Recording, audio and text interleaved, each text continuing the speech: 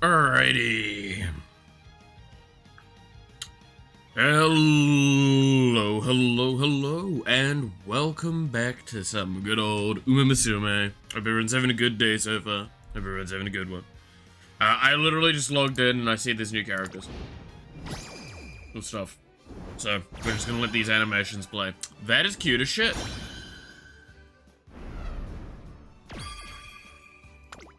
Hell yeah. Oh, yes, hope everyone's having a good day so far. I'm doing my best to fuck wake up.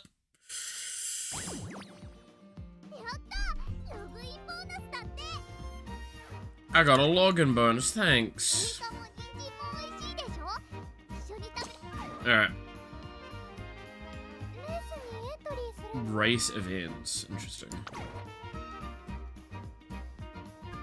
Oh. No progressive effort to wake up. Good lord.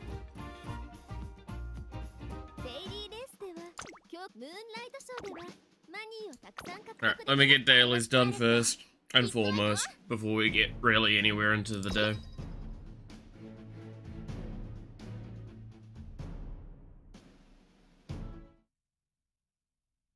But yeah, I did get to show off the card that I got, though, the support card from the other day. I've used it like once so far, I think. Well, no, I don't even think I've used it yet. I think I literally just got it and then I was like, cool, and I haven't played it.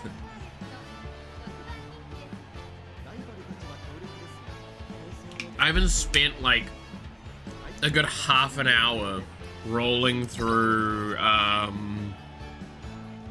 people to like yoink the card off of, basically, as like the friends card. But hey, you sweeb, how's it going?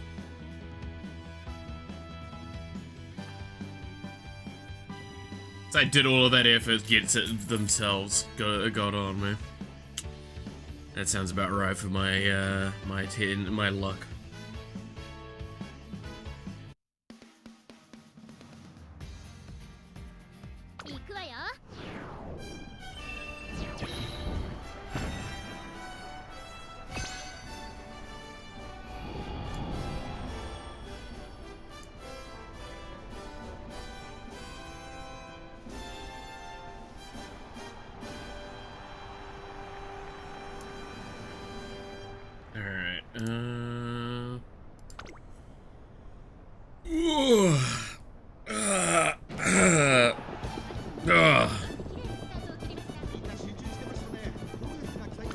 Yeah, I'm just gonna be skipping this race because again, it's just a daily race. I don't think anyone's all that fussed. I just want to get my monies. Monies.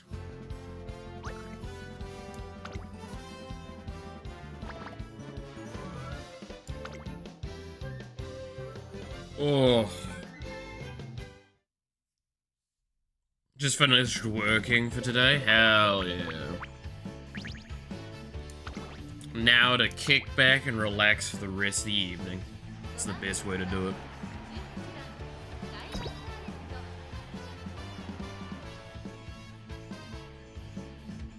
How about me?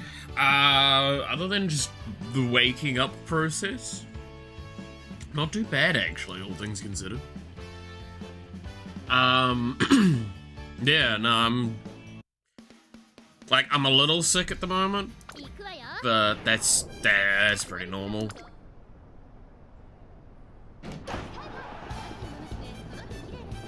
I'm trying to remember, it's because I think I like went to bed really early last night, but the problem was I woke up a bunch during the night. Like I woke up at like midnight and I think one other time. So I had a very broken sleep.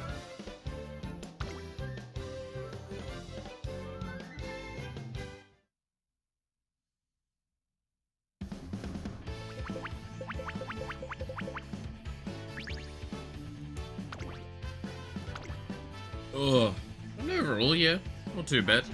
It was good. I also caught up with another mate of mine online yesterday, which was always nice. Played some Warframe, even.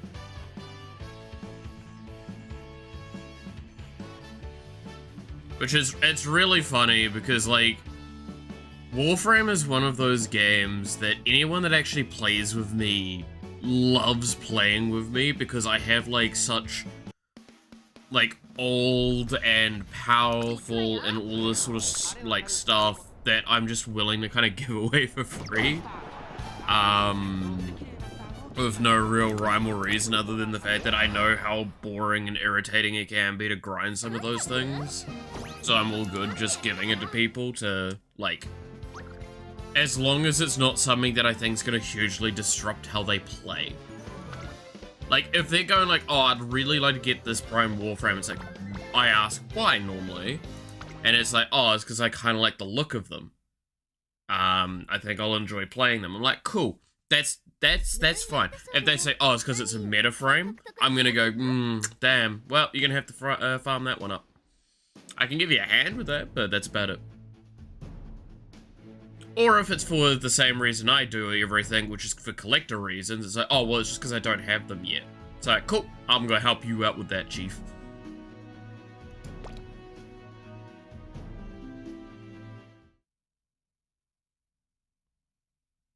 Because, yeah, I own like 70–80% of the relics that have ever existed in Warframe.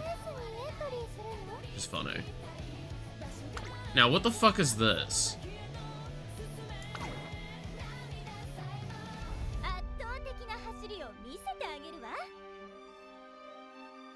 Okay, so there's a specialty race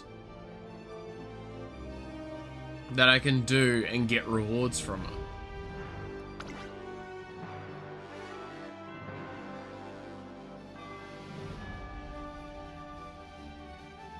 Okay. I don't think I've ever actually had a successful run with thing. So it's a sprint. Do I have any good, like, sprinters? Oh, of course, Bakushin. What is wrong with me? Yeah. Take my S-rank speed into this, see if that works. We'll do a career in a moment. I just want to see what, like, this is. Okay, so it's like a one-on-one competition. I see.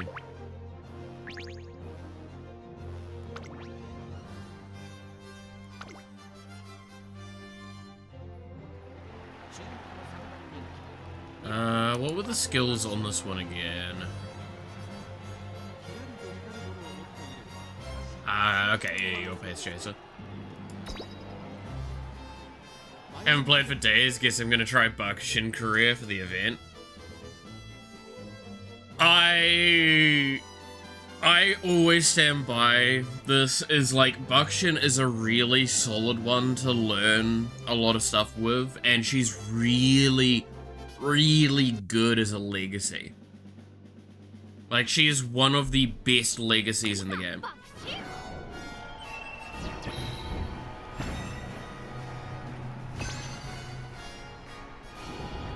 So, I definitely recommend doing runs with her. And, like, trying to get a good, like, a nice feeling version of her.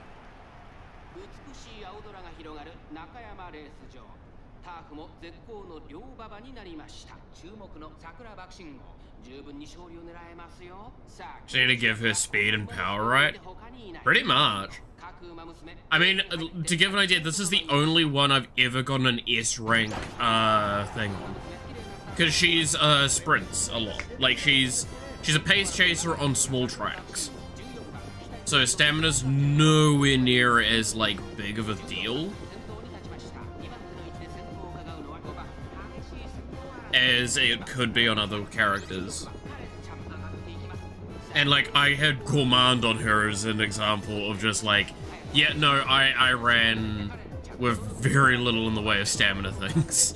Because I just kind of got around it a little bit. But it's, like, she's such a good pace chaser. So if you ever have a front runner or a pace chaser she's just a really good legacy for them. I don't think I win there, because I think she's just boxed in, right? Even if she gets her excels. I think I get third.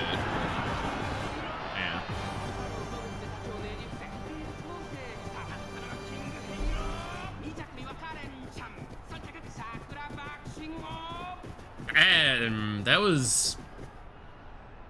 You needed quite a bit for this. Because again, this is a finals winner. This is a really okay-ish statted up character.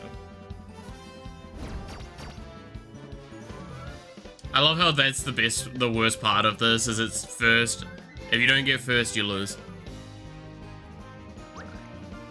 That's the pain. But I do get immediately, I just get things through. That's pretty nice, actually. Ooh, shop. Yeah, we'll go to the shop. Hey, Teresa. How's it going? Oh, Teresa, sorry. Well, there's some more Bakushin. I don't have Rudolph. I wouldn't mind getting Rudolph. I don't think I've got it, right?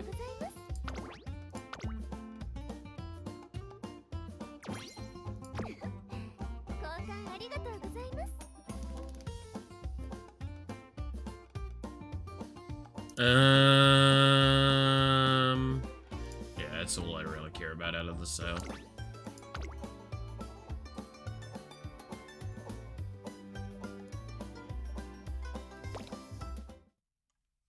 So I don't think I'm gonna probably do really that well into this event. I feel like that's how this is feeling.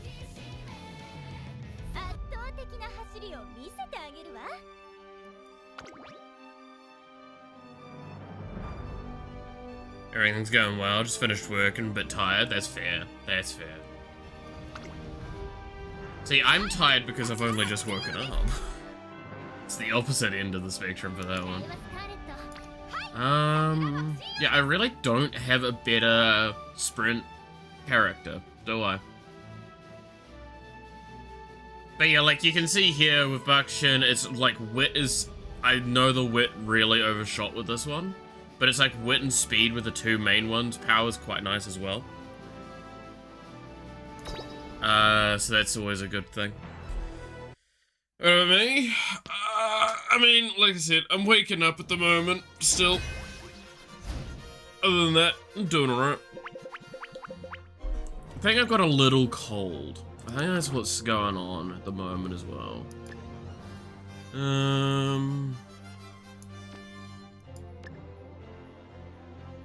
Yeah, fuck it, we'll just run one of these.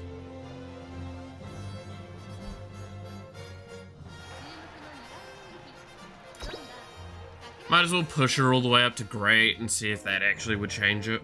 Because I think she was good in the previous one.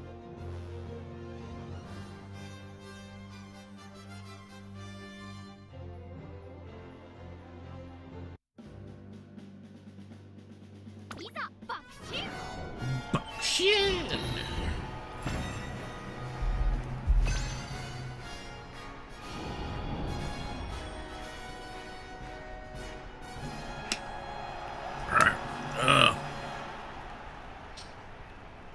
My wake up juice. Oh, that's never good. Late start. Ooh. Oh, yeah, I have standard distance on this one. I forgot. Yeah, I guess that. When do you usually stream? Oh, this time. The thing is, yeah, like it's, keep in mind, so it's 6 AM for me right now. And I normally stream for like 5 hours, is probably quite a good average.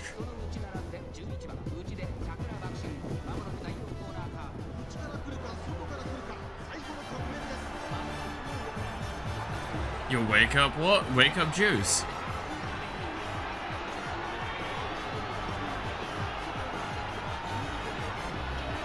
Oh wow, I am stuck in the middle of that pack, huh? That's actually just kind of tragic. That was just positioning problem there. You start streaming at 6 AM? Yes. Yes, I do. Are we starting to realize why I'm almost always like kind of a bit dopey and drowsy at the beginning of my streams? Is because I'm like actually genuinely, I get up somewhere between like 4 and 5 AM on average.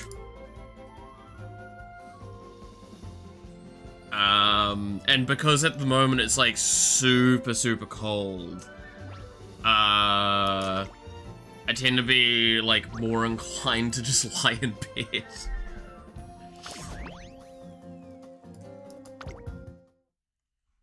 Oh, there's a temptation just not to get out of bed, man.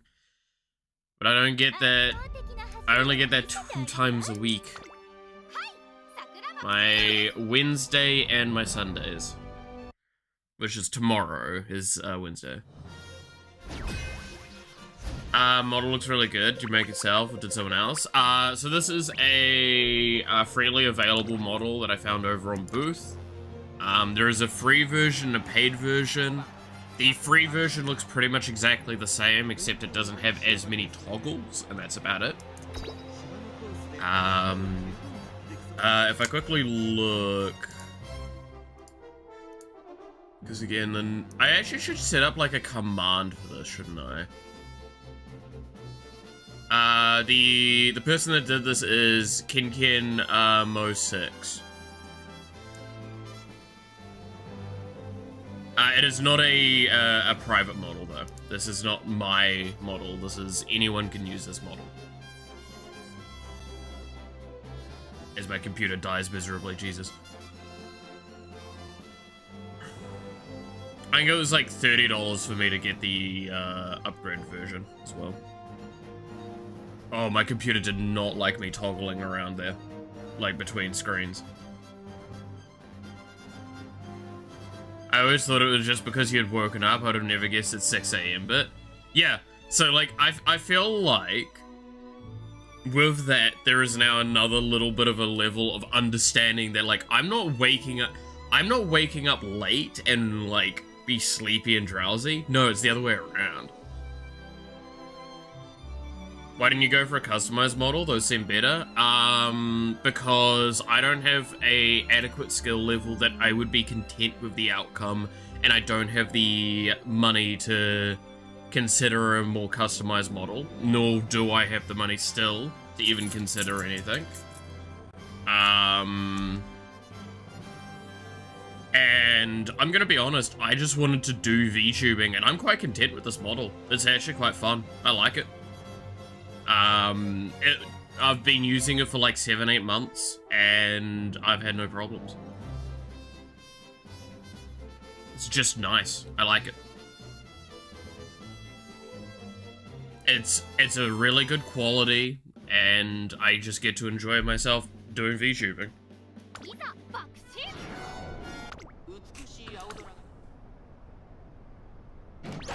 I'm also like really weird with how I handle stuff, because like it's not hard, you don't have to go back very far to find where my like what my normal mug looks like, my non-anime boy face.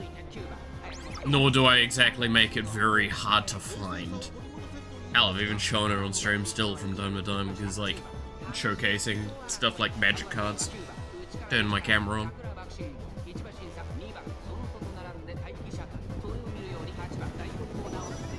I'm not committed to VTubing for the same angles as a lot of other people are, which I fully respect those that do.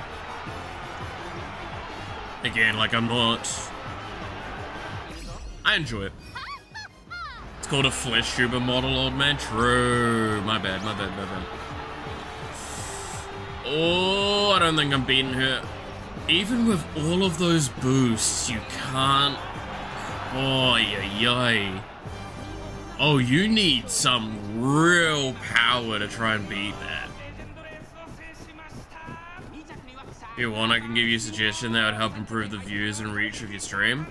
I'm good. I'm quite content. I do this as a hobby. If I wanted to improve the reach and all that, I already know the angles that I would take. But I don't.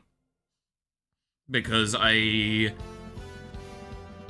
do not want to come to hate this. I enjoy doing it as a free time thing. I take it seriously, but I don't take it serious enough to want to ruin my fun. That's why I do everything myself.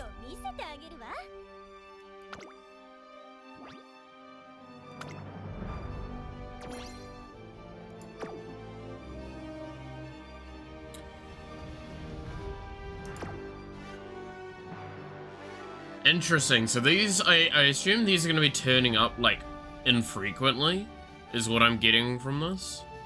These legend races, and these are going to be, like, a way to get characters and get upgrades for characters as well.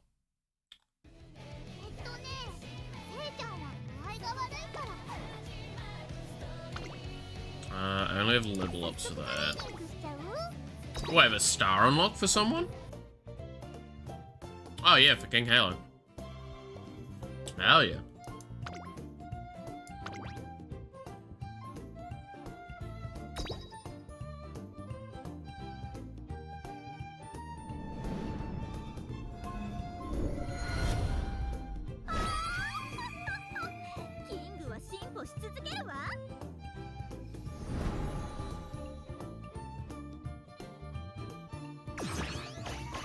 Star unlocked. Nice. She's now 2-star.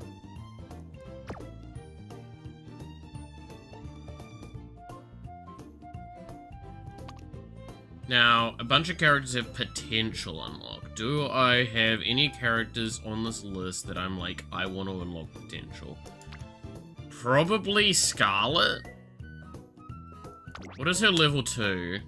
Ooh. Yeah.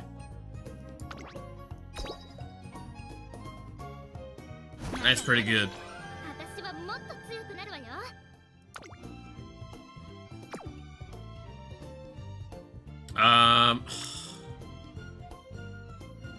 Do I do Tachyon and then we try and do a run with her?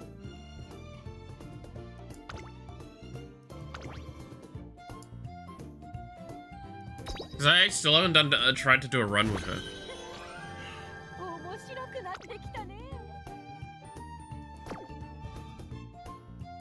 Like, medium straightaway is good, but good as hell. Good lord. Okay, so if we were to do a run with Tachyon, what do we need?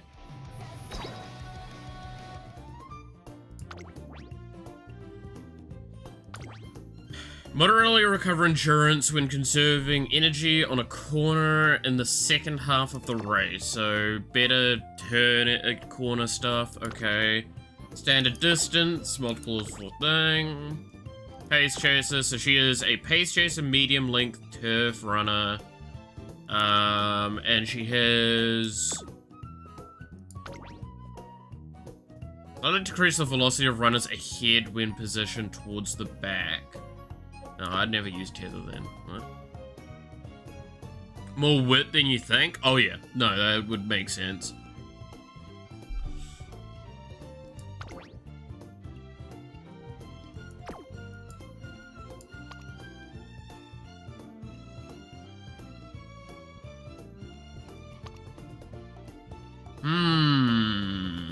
So, she is a pace chaser medium length.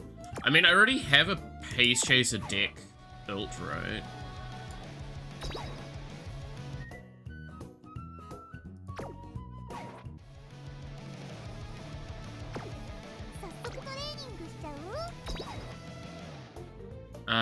That's late. That's front. I've not made a pace chaser one, I just used front, I guess. Okay. Let's set up a pace chaser one. Gotta send it to Harvard? Oh, true. Of course we're using this one, right? Because, like, this card is insane, especially for, what we're doing. Because there's a lot of good corner stuff. She is a front runner card, but she's got, like... She's also got more corner recovery stuff. She's also just got such good stats. Like, holy shit. This is one of those cards that, like, I've looked at this more and more, and I'm like, I can see why this is universally good. This card. Also because of the fucking event stuff as well, that's kind of regardless. What's some other ones that are very Pace Chaser designed? I'm trying to remember, because Pace Chaser is gonna want speed and power. Everyone got them but you. That's... To be fair, if you saw how much I've rolled for that, you'd kind of understand. What is you? Mood effect, fan bonus.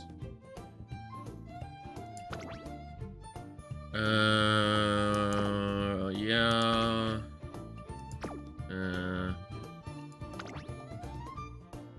The wind when following directly behind. Slight increased velocity when followed by another runner directly behind for a long time.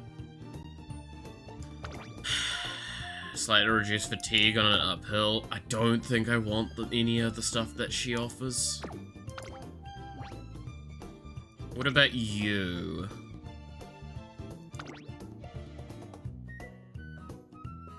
Initial guts plus 24. That's quite a lot, actually. Lay low, because I think this one's a late runner, right? Increased endurance when passed by another runner mid-race. Medium. Yeah. Yeah, she's a late surger, so I don't really want her.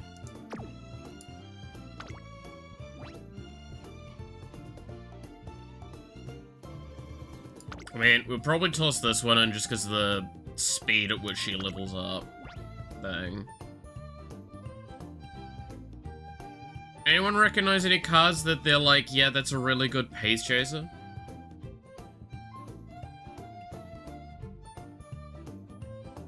Because we mainly want speed and power, right? I'm pretty sure it's speed, power, and obviously wit. Like, we're gonna definitely need wit. What's this one give me?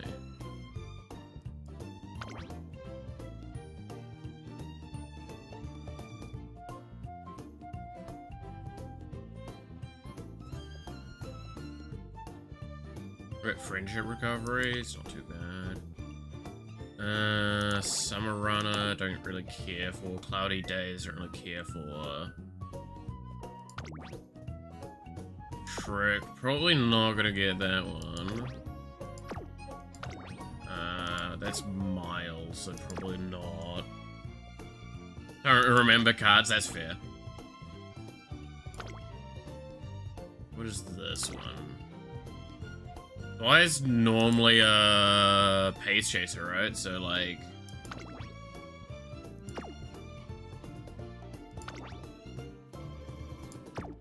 Yeah, I'm thinking we put this one in.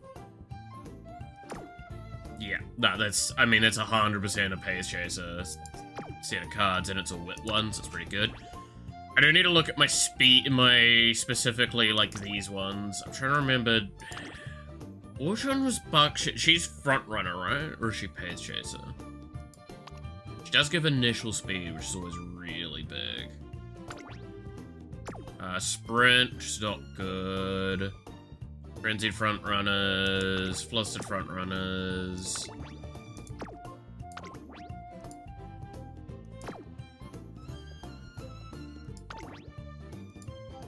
Most of her stuff is just sprint. Yeah, I don't... She's so nice with the initial speed, though.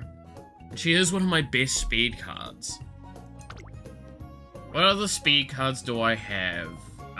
We have you. What are you?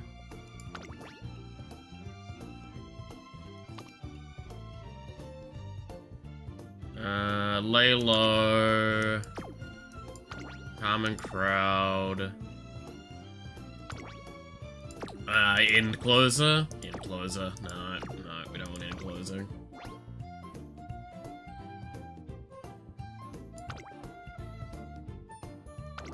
What are you? Standard distance, straightaway acceleration, might not be a bad one.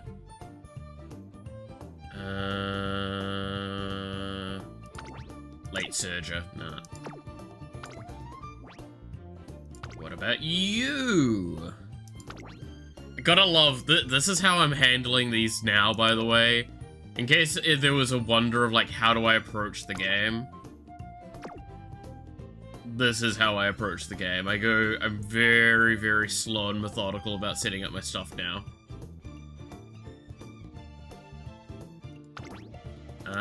Yeah, in closer.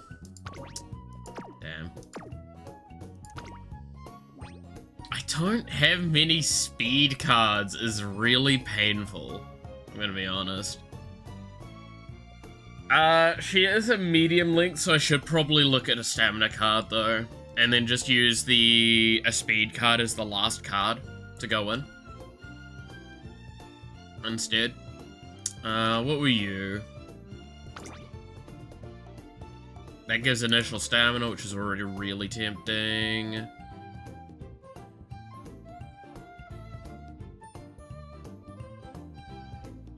Long straightaways, not really a thing. Passing pro. Stamina eater. Slightly improve running on an uphill, so that's kind of like the late stages. The girl in the swimsuit should be pretty good. No, she wasn't, sadly.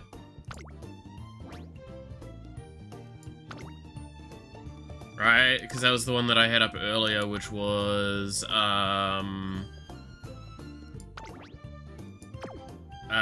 late surgery, right? Or in closer.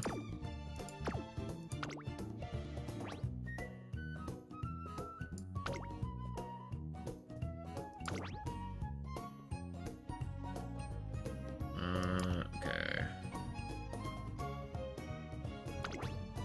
Corner adept. Straightaway recovery. Straightaway adept. Nimble navigator.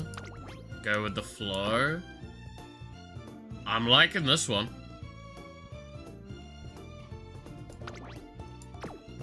Yeah, I think this is the other one that we'll go with. Which means I kind of want to level it up, I'll be honest. I have 20k monies.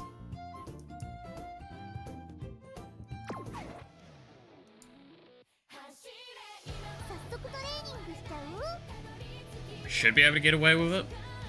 And then we can start a career attacking. And have her call us, her little guinea pig. I'm sure there's some people that will be very into that moment.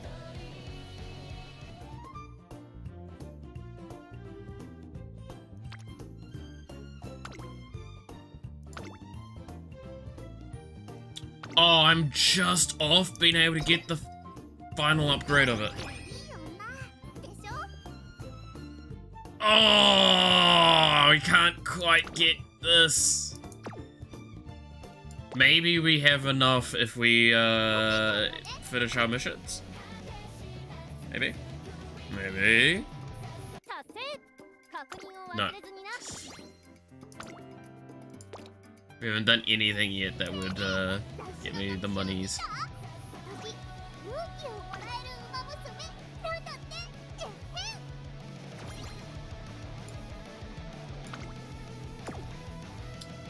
Damn it. And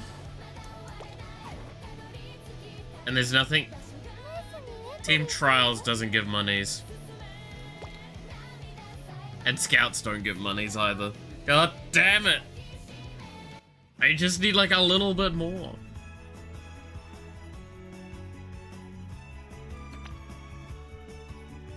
Oh yeah, that's the... I'm not gonna lie, that animation's cute as shit. Like, holy hell. That's so good. There we go. It's just, I don't know, making myself feel better.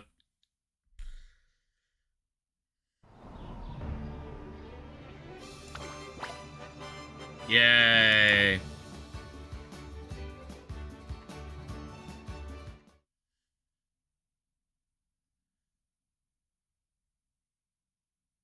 Dude, I swear I've never got enough monies in this game.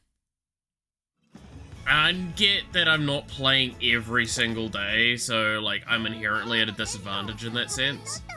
Because if you're doing, like, 1 or 2 careers every day or whatever, and you're doing, like, the daily monies and thing, I'm sure it's probably fine, and it, like, equals out. But, like, I don't. So therefore, I'm in this constant state of never having enough. And it is pain. When you wouldn't level up support cards. Yeah, like that was basically it. Is I didn't level up support cards for like a couple of days. And I was like, oh man, I'm sitting at like 100k. Oh, I immediately level up like 1 card. I'm down 50k. And I'm like, I'm seeing where this is going. I'm just upset because I would have loved to have gotten that to 25. Because, like, having this at 25 would have just meant that little bit of difference. Because I would have gotten the cute plus cute equals question mark.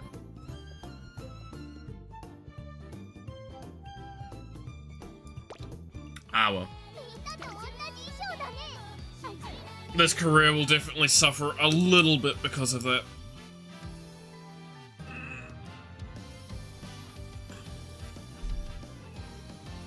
Yeah, no, they really do eat up everything.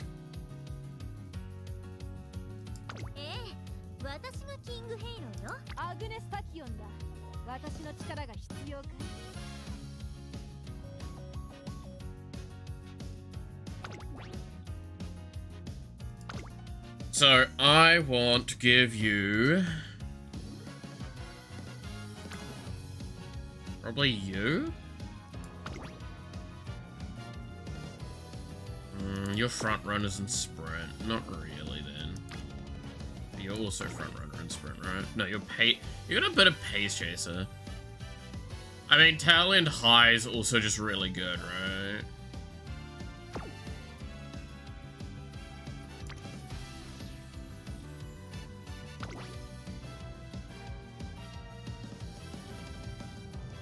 Also, sky high taper step. Yeah, probably that one might not be a bad one to pick up. I also get technically Blue Rose Closer, which is a really good one as well.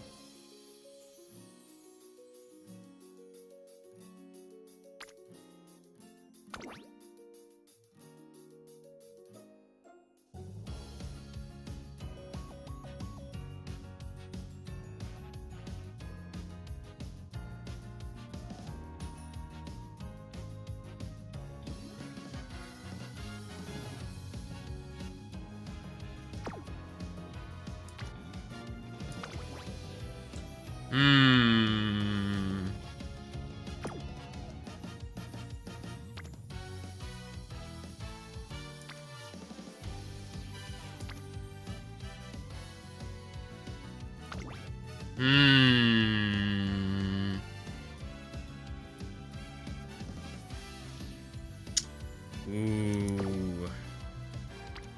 I guess the stats this gives is insane, because plus 26 initial speed is a lot of speed. It's kind of hard not to acknowledge that. But, like, I think these skills are better.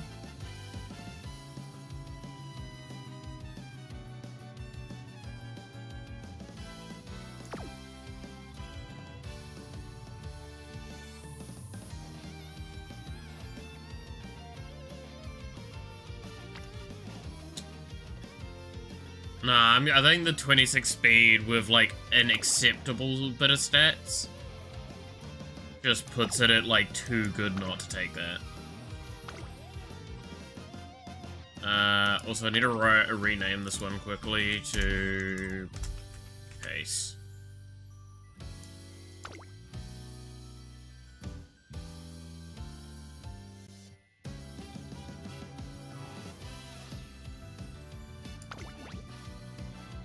Okay, now what do I want is the thing. This is probably gonna be this one. Right. It sucks as well because this is only level 1. Like, this is why I just need more monies. Yeah, we'll go with this. And off we go! To the races, ha ha ha. Alright, skip this beginning bit.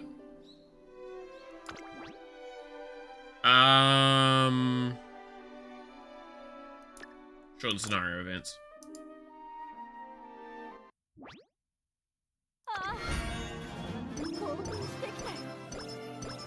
God, a 31 starting speed bonus is insane.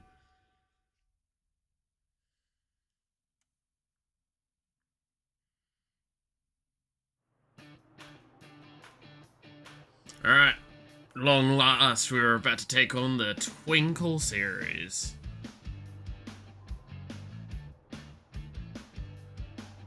We're discussing goals. That was the plan. Yeah, there it is.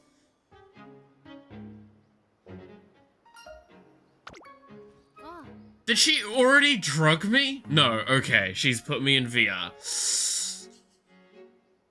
It's a VR experience. I took a commercial product and tweaked it a tiny bit. Oh no, she's gonna actually be like me when I was younger, isn't she?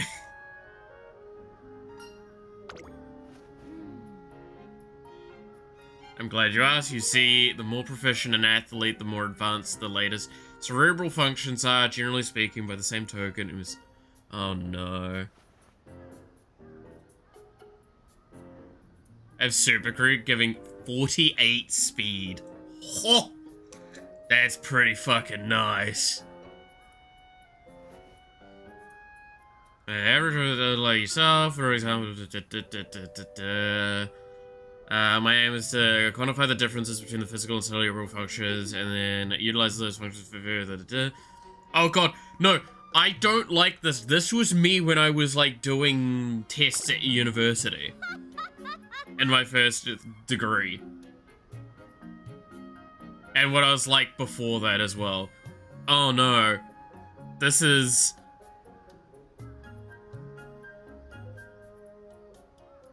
concerning.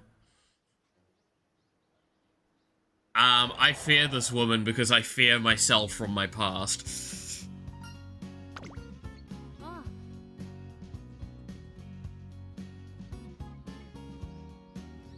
Uni PTSD limo. I wouldn't even call this part the PTSD. Like, it's, so I've talked about this before in loose sense, I think. But like, I did actually do like VR orientated, studies. Things with like doing a virtual reality, doing deep dive tech, stuff like that. Because it's been researched a lot more than people may realize. And I got pretty far along with it. We basically had like one of the VR headsets and we had modified it fucking substantially. And made it so like certain aspects of it worked out pretty well.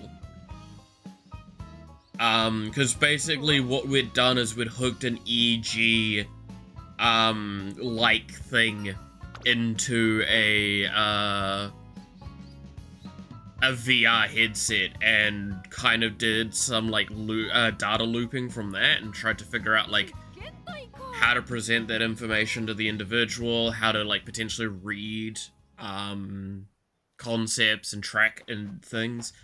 Very much like there was a lot. There was a lot. There's papers on it that we did. And that's why I'm like looking at this and like, yeah, we were doing basically what she's kind of talking about.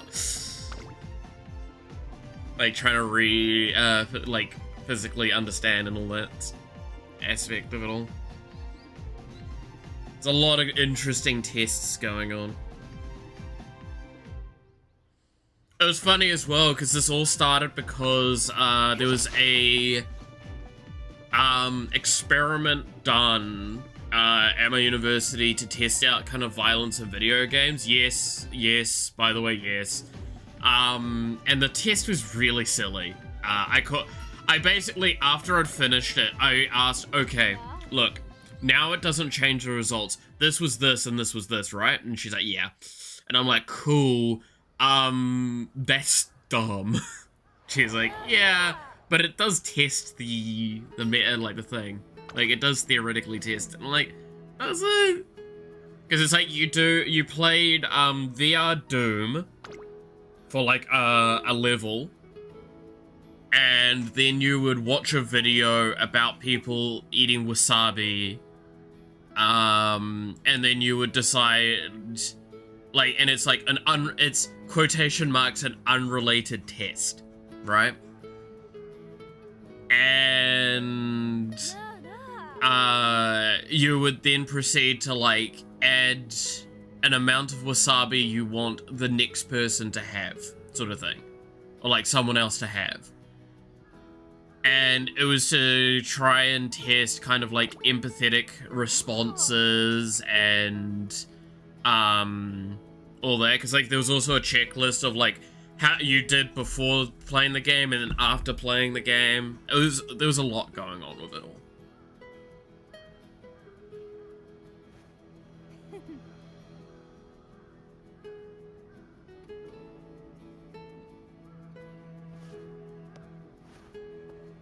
No, it was really, really stupid. But yeah, no, that was an actual study that I participated in. And then like while doing that, I was like, well, could we test this? Because you do have a setup for it. And they're like, I mean, we do have some of these pieces that you're asking if we have on campus, and we might be able to get access to them. I'm like, cool. Can we jury rig them? They're like, probably not. And I'm like, what if I did it in a way that they're fine? I'm aware of similar studies, yeah. They're so dumb. I get what they're doing though, and I appreciate that it is in a generic sense, a loose way of testing how empathy and stuff like that works. Because, like, at the end of the day, I just sat there and I'm like, I don't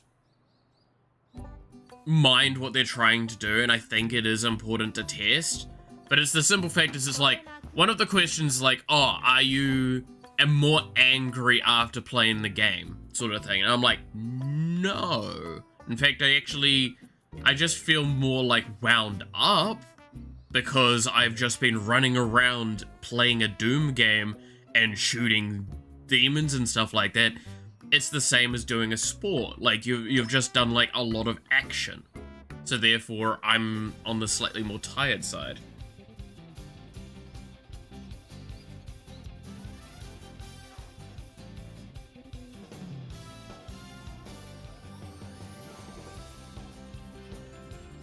Or, like, I was...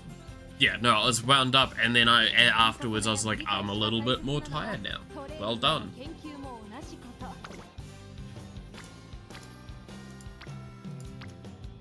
Oh, where the fuck is everyone? Jesus. Well, I guess I'll level up Guts then to just get these further along.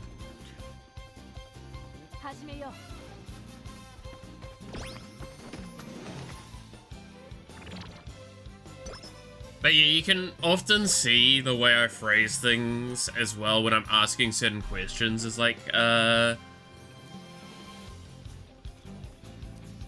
of along the lines of, asking questions like you would in a test like that.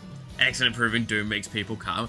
Dude, I stand by, if you play, like, hyper-action-y games, it is fully your response says more about your person than about the game.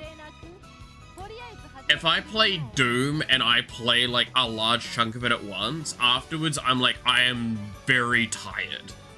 Because it has drained so much of my energy reserves to play that.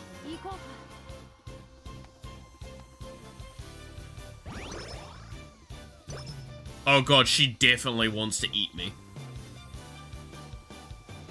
That's what that face was there. Oh yeah, no, she definitely, like, her face is, something. That look.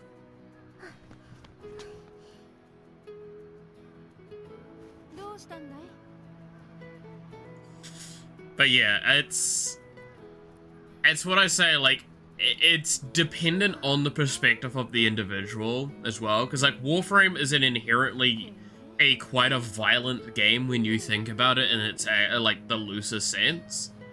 However, and I will say this very openly, when I play Warframe, I don't see it as me killing massive amounts of enemies. It's I'm removing things to get to an objective. Does that make sense? Say her yes, no, I know. Look, Juniper is part of her fandom, and that says almost everything you need to know about fucking Tachyon. Like, that there alone.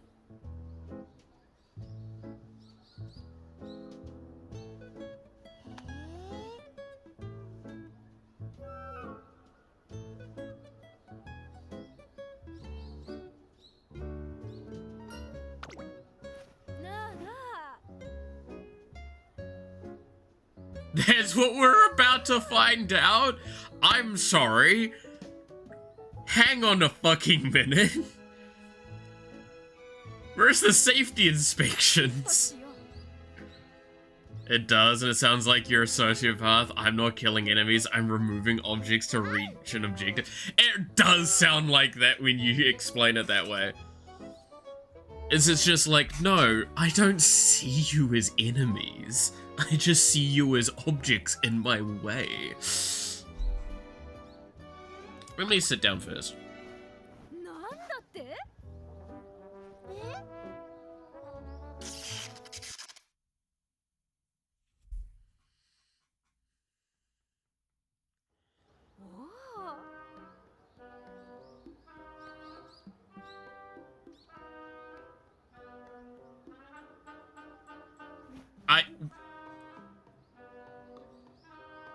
Oh god.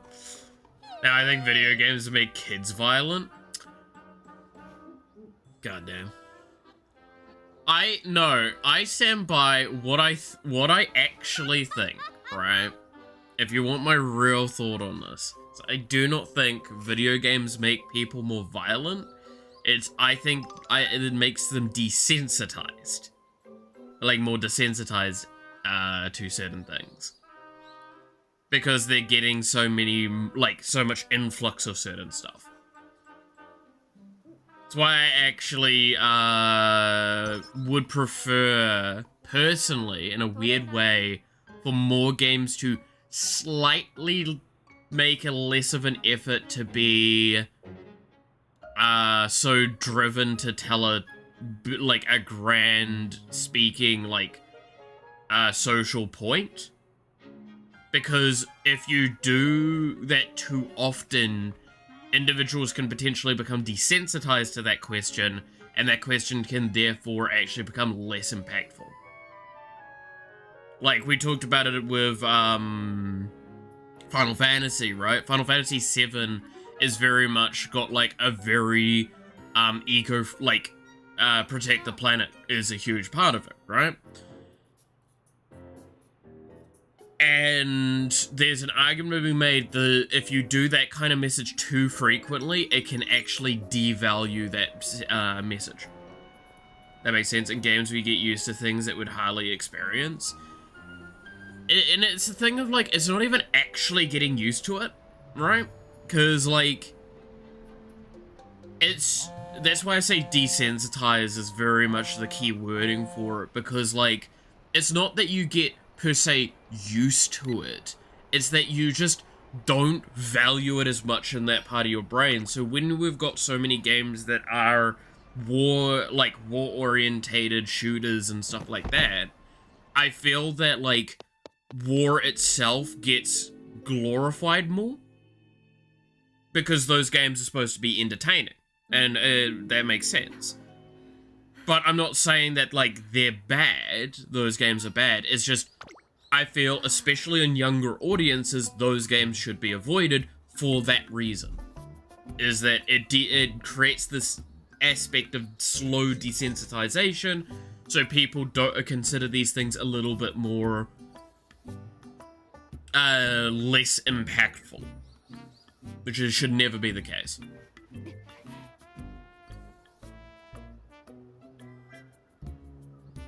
Like, I'm kind of glad I grew up with video games that were so, like, clearly video games because of that.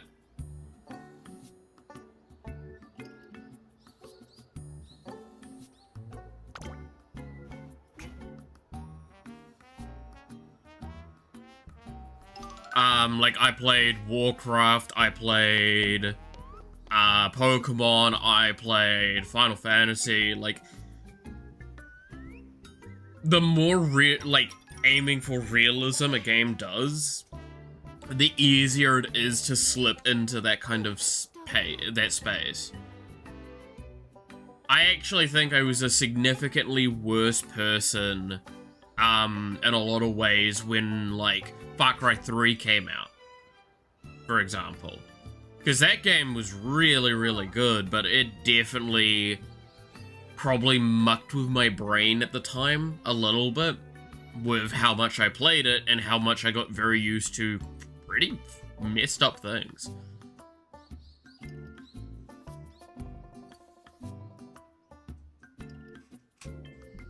Now, it's not the only example of that, but yeah. I mean, there's the joke as well, how many times that, and I'm very guilty of this, by the way, how many times, like, the word war crime gets desensitized now. It is like, ha ha ha, I'm in a game, I'm using poison gas, this is a war crime. We make a joke at it, but, like, genuinely, that is actually really fucked up. Chemical warfare is not a joke. But it's also kind of hard not to see it that way. It's a hard one. Now it sounds like a joke, yeah. It's where the argument as well of, like, what should and shouldn't be kind of a joke comes up as well.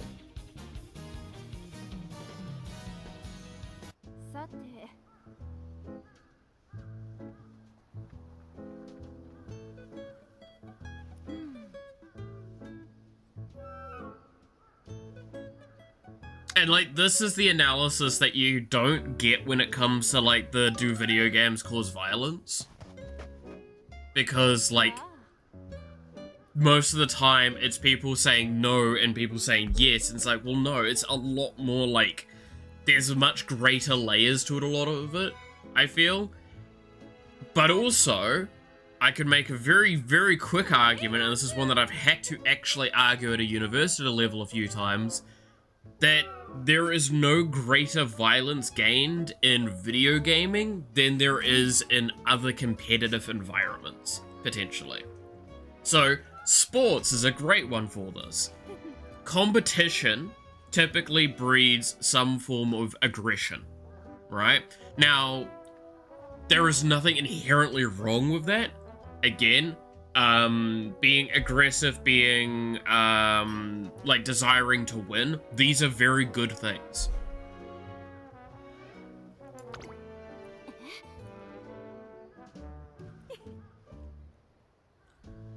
But it's very much kind of like how much, right? So this is where it comes to that argument of that. Ironically enough, I find this the mild funny part, is that typically in experience we've found fans of, or like people viewing the sport are actually often more violent than those that are participating in the sport because of a higher amount of competitiveness without an outlet. So they tend to have to find another outlet with frustration. I don't like using this statistic, and I don't like that this is a statistic I know, but it is a statistic that came up quite a bit, especially a few years back, where, like, in the UK, for example, the vast majority of domestic abuse cases turn up around sports. And that's not even a small amount of it. Like, it's genuinely obscene. And that's saddening to hear.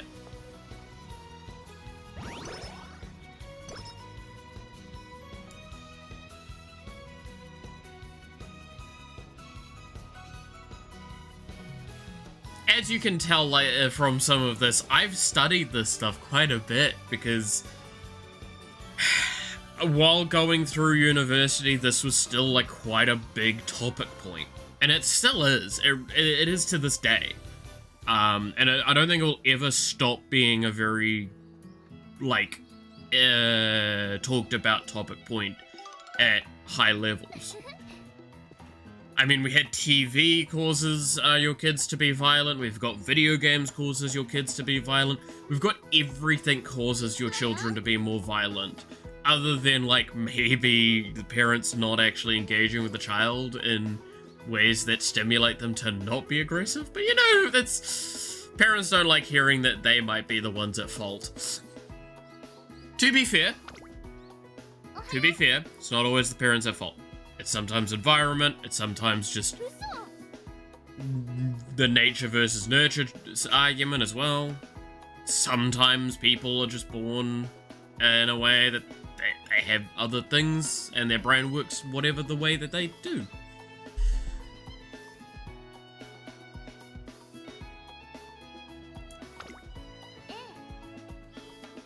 I know there's gonna be people that nitpick some of that stuff that I said and find ways to, like, make it sound like I'm saying things a little bit worse than I am. So I'm trying to be very political with it and try and phrase it in ways that... Look, I've known people that are nothing like their parents, and it's not even like the adverse, like, oh, I'm just the opposite of my parents thing. It's just they just weren't like their parents. And it was fine. Fuck, that's kind of like me. I was born very different to my parents. Well, to be fair, I can only go off one. The other one didn't turn up, so you know.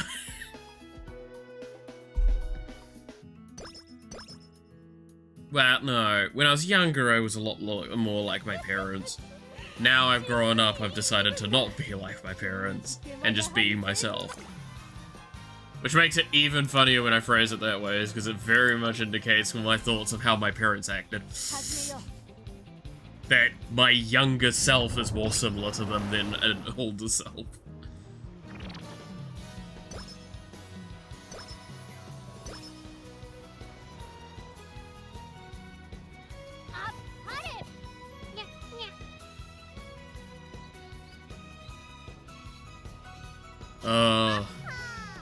Did I ever tell y'all about the car? There was at my university, people disassembled, like, I think one of the important people's cars and reassembled it on one of the roofs of the buildings, and they had to use a crane to get it back down. That was a fun time. I feel like parents/children relationships are either the exact same or the opposite, not in between. I think that's a pretty consistent thing. Is like... I think that's fairly consistent, is the child is either very much like their parents, or they're so far removed from their parents, it's like, it is the opposite end of the spectrum of things. I've met people that aren't, and that are just, like, completely weirdly different, but not, like, opposite different, just different. But I will definitely say that that is a very, very common thing, where it's like, it's one of those two ends, typically.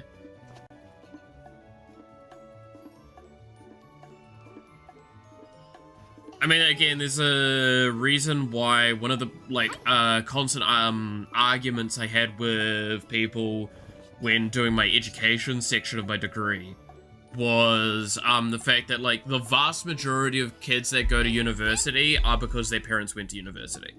And people don't like admitting, but that is actually one of the largest influences.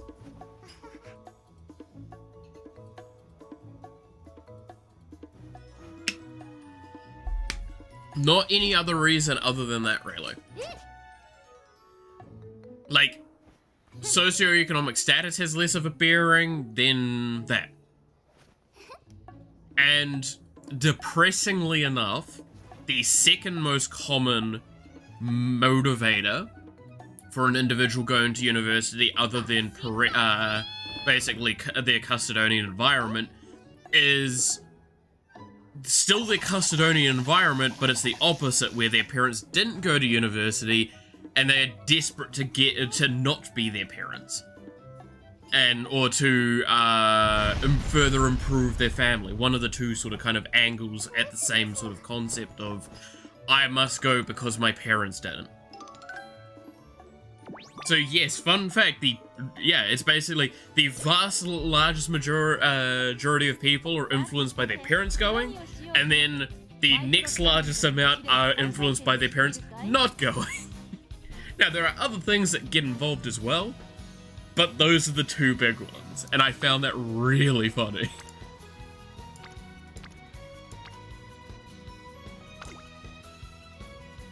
And it makes sense, right?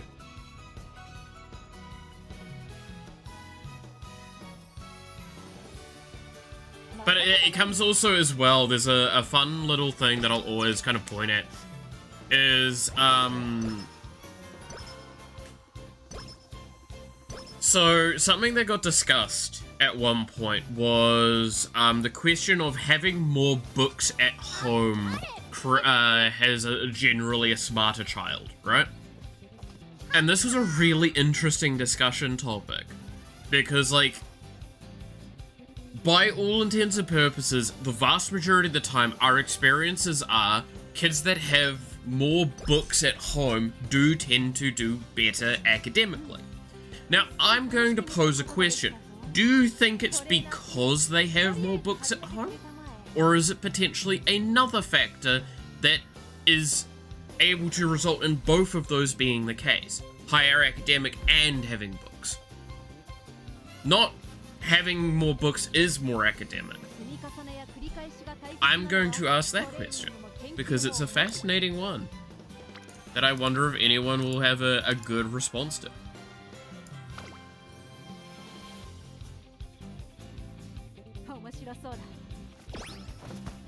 This is gonna be like super Malith talking about degree education stuff again kind of day, isn't it? Oh, I'm sorry. I'm gonna apologize for that now. This is what we get for playing tacky, and I blame the fucking character, not me. Yeah, that's I don't take any blame in this. Definitely. I know a kid I used to, as a kid, I used to read some books when I got bored, but nothing would stay in the mind as a kid. The point is probably, why would a smart kid have a lot of books at home? No. So you know what the big thing is?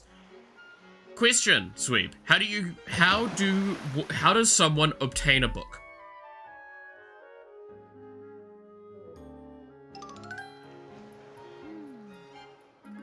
How does one obtain a book? How does a book enter your home? And you can claim ownership of it.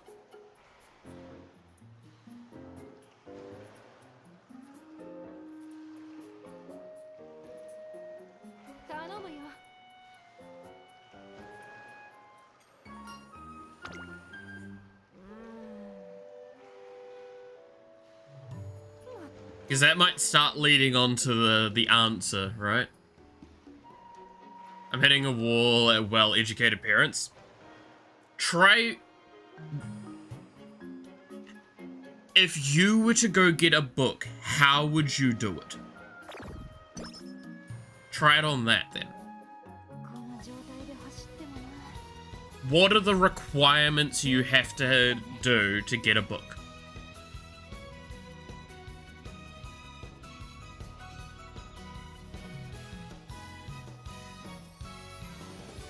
Yeah, there it is. So, this becomes the question. Is it actually having more books at home results in a more academically attuned individual? Or is it because they have so much money, they can get more books, but also they have more money so they can... Yeah, socioeconomic status coming in, again, being arguably one of the largest contributors to an individual's academic ability.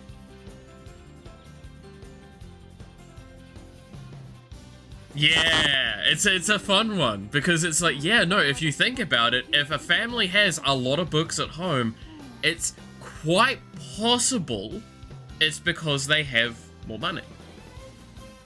And because they have more money, they might be able to send their kid to a higher, like a better educative environment.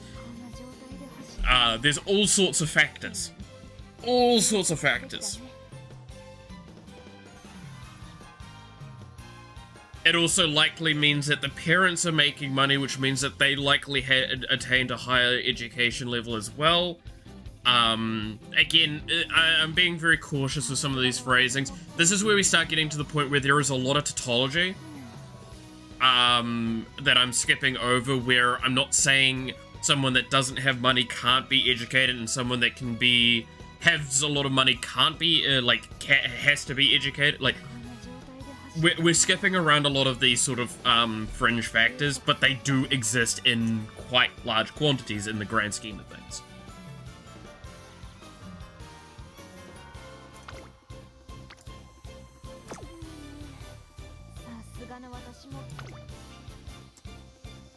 But it does beg a lot of questions, and in my experience with study, socioeconomic status is much, much grander of an impact than pretty much anything else in a child's education.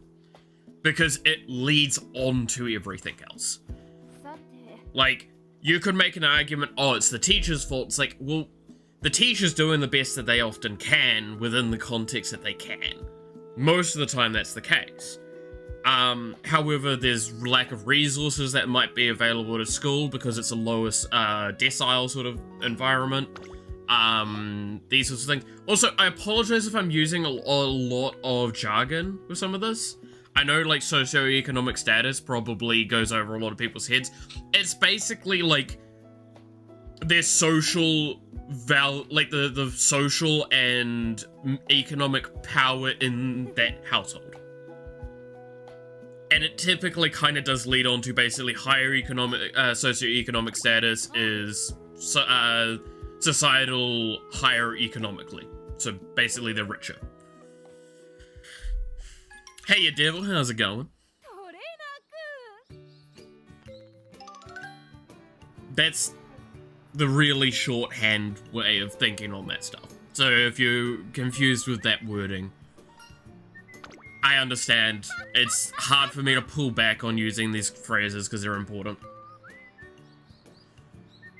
No worries, jargon approved. Yeah. Like, it's hard because if I just said, like, oh, richer and poorer, like, there's so many connotations with that. Whereas socioeconomic status has a little bit more of a analytical kind of answering to it, so it doesn't actually have, like, societal opinions really coming into it. It is, like, much more of a rigid thing. Hasn't got the cultural negativity that you'd get in the other ones. But yeah, that was a really interesting subject to study around, is stuff like that. Because I was mainly doing it around digital education, because surprise, surprise, a household with a higher socioeconomic status is more likely to be more digitally literate, because they're more likely to have, like, a computer at home. And if they're more likely to have a computer at home, it's more likely that the child during the educative environment times, like during their younger years, gets to interact with a computer, so therefore they're less likely to be scared of education.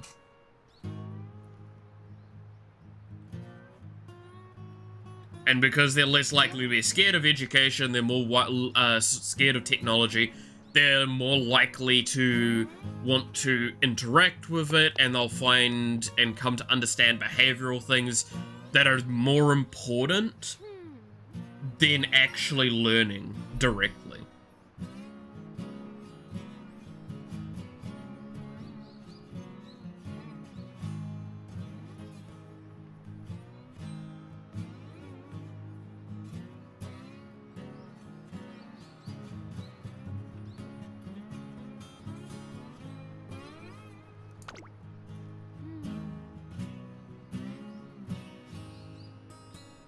But yeah.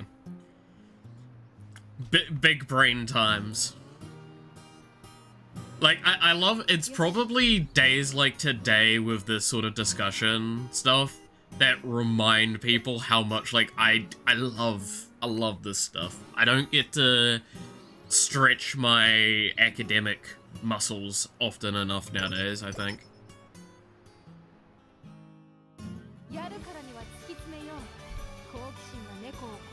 Now it's time to go back to Uma Brain. I mean, again, I love that this all became, like, very academic subject-y because we're playing Tachyon.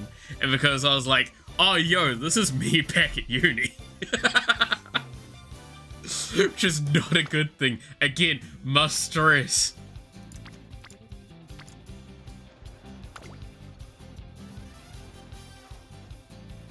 Oh, did I tell you all about one of the other days I had actually fucking like 5 rainbow characters turn up and it was a 30% chance to fail, and I'm like, I just gotta send that.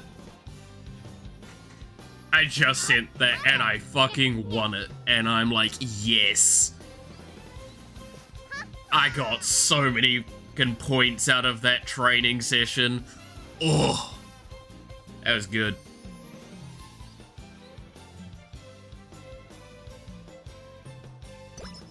It's like that meme I sent the other day, though. That was what was it, 5 rainbows and the 1% chance get you.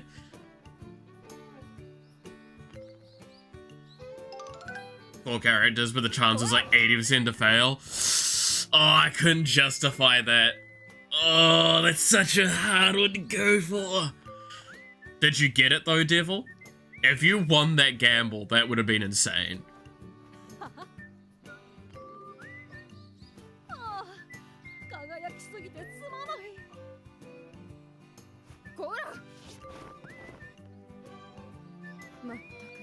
All set to go to the glue back. Damn. Damn. Damn. That do be like that.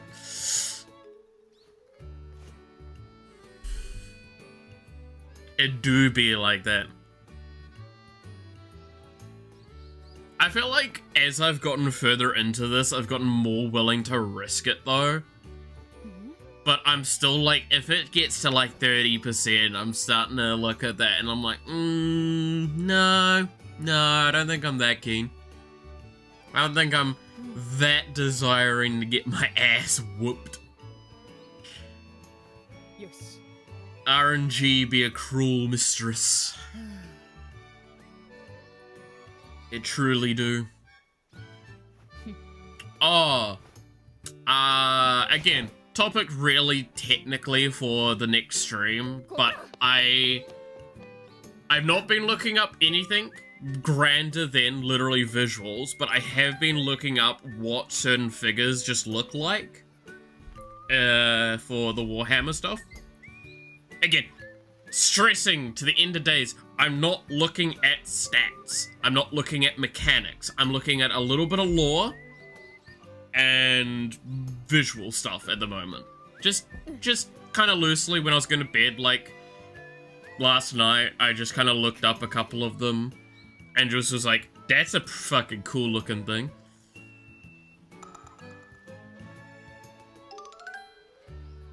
was looking at what might look cool for Malith. Yeah. Like, that's what I'm basically at this point, is just like, I'm looking at stuff that might be cool, so we can go through, like, a list of things and go like, nah, we'll go with this or we'll go with that, and kind of whittle down from there. Because, like, I like my big fucking boys that fuck shit up, and I like my eldritch horror. And there's, I'm blanking on their names. There's the, like, big dude with the tentacles that has, like, normally little guys with it as well. That's, like, very much like a psychonic sort of thing or whatever. Can't remember the actual name of it. It's not the Hive Lord, but it's, like, adjacent to Hive Lord, I think. And it's more for, like, the Shadow of the Warp, I believe. Like, those looked cool as shit. Though I still want to see if I can get, like, a cool Hive Tyrant.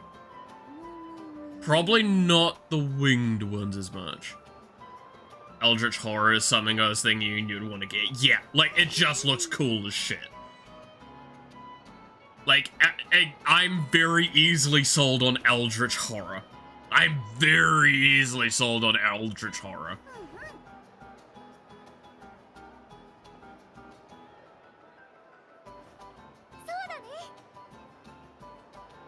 Like, I don't know why I'm so easily sold on Eldritch Horror stuff as much as I am.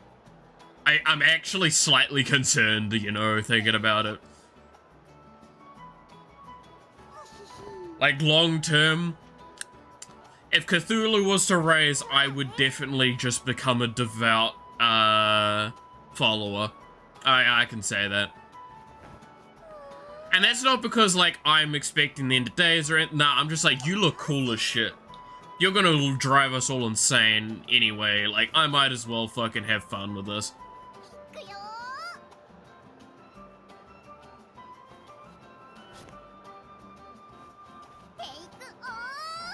I like me my Cthulhu. Cthulhu.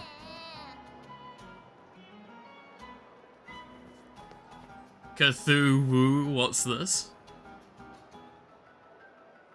I'm sorry. But yeah, no, I'm down for the fucking Eldritch Horror.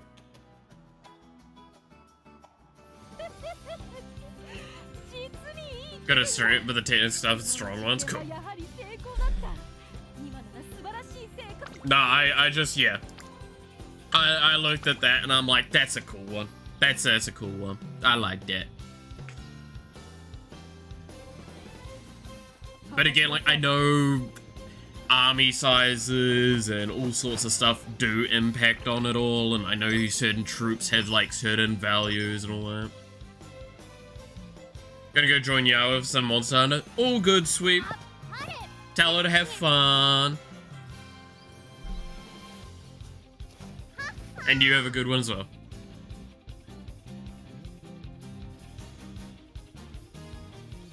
But yeah, no, I'm definitely...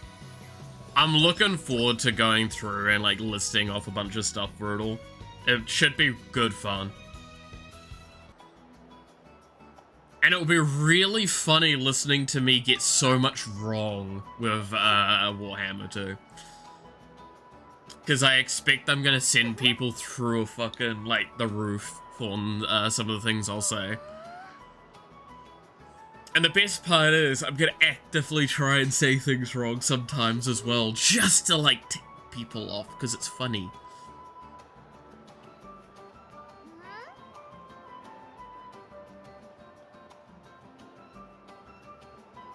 But yeah, no, I like the Tyranids because they are, like, a mix of Eldritch Horror and, kind of, again, swarmy Zerg shit, right?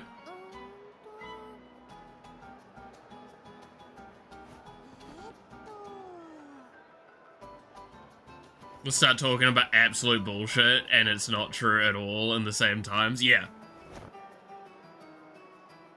Look, I just stand by. Be thankful we're not playing. I'm not going after orcs, because if I was going after orcs, like, actually everyone would lose their mind, because that's the point.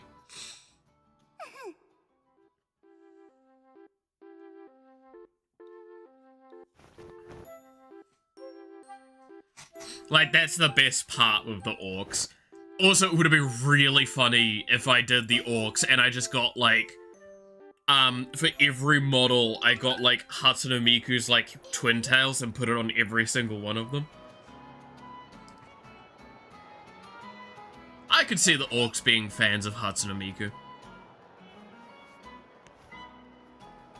She would actually become a deity, too, at that point. That'd be fucking great. Correcting all your mistakes and putting out all your misinformation, though. I like that. That's gotta be the best way to do it.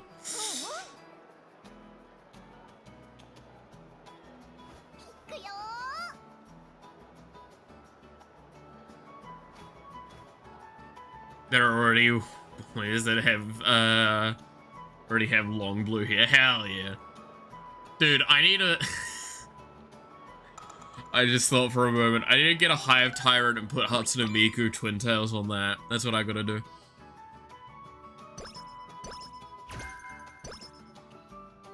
Actually, weird thing, right? Okay, not weird thing. This is fucking hysterical if I would do it. How hard do you think it would be to take the, like, the claws of each, like, Tyrannid and turn it into what looks like a glow stick?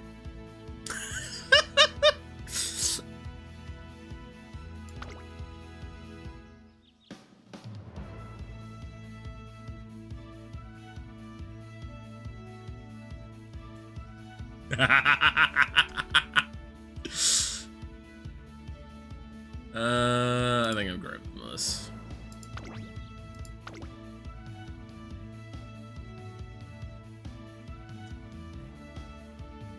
Just imagine all their claws are glow sticks, and that's how they, like, jam out at the concert.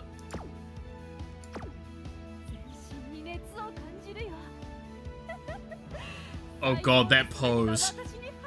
No, this pose here, I dread that pose, because that is a pose I would do if I was ever a villain.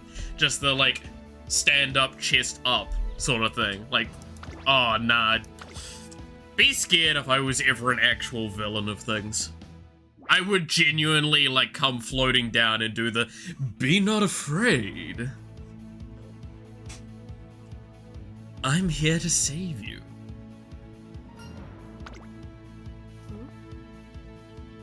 Be not afraid. I'm gonna be real with you, Chief. I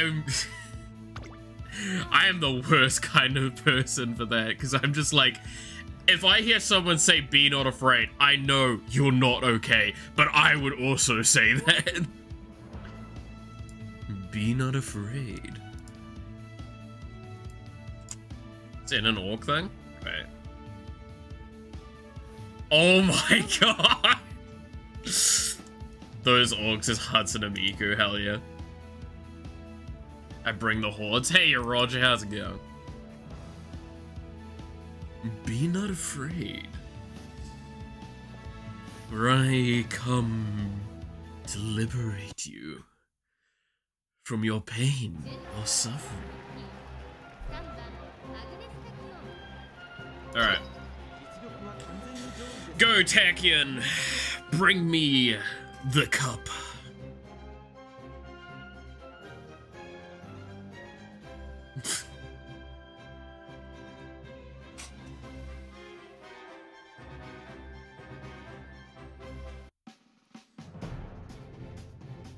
Bring me the victory.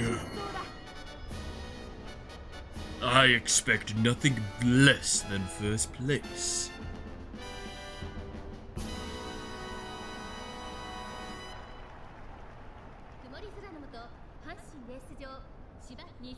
Oh yeah, Roger, how goes the big Saba?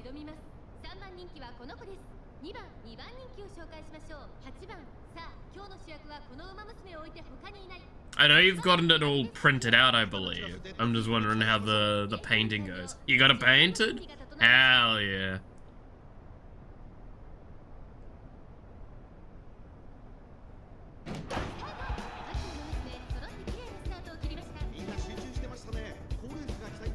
Alright, so there is one front runner, and I am a pace chaser in this.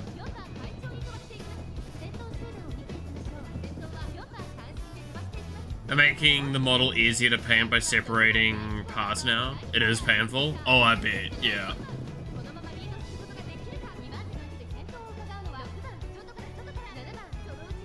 I gotta say, painting in parts must be a pain in the ass. Cause like, how easy is it to like know the guidance points at that stage then, no?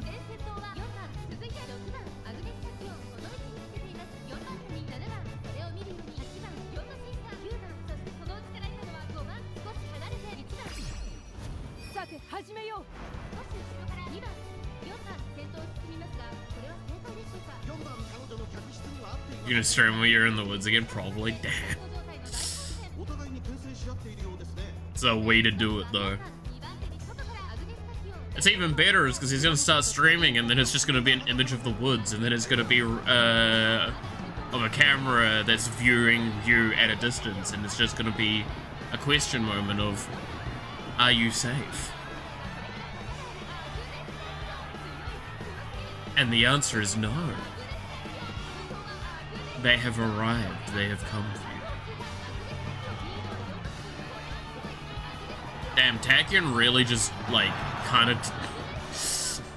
I'm fucking these girls up, huh?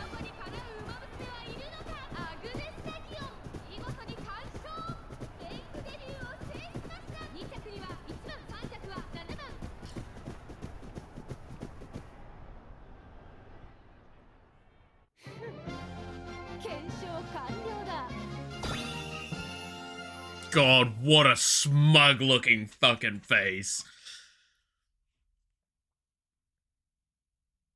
I love and hate her.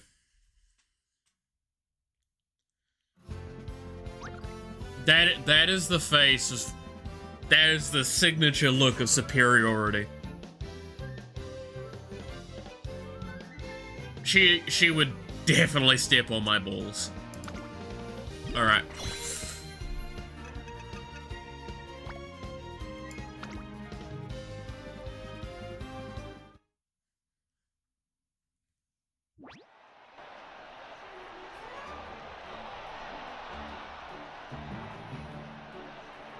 I think it was Agnes Takian, right? She was amazing. She's so talented. Excuse me, sir, what? What, you're excused.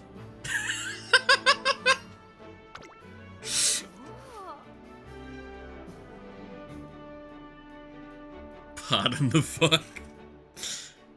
Did I fucking stutter?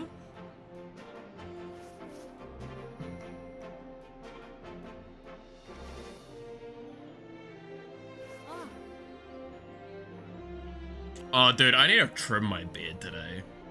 It's gotten messy.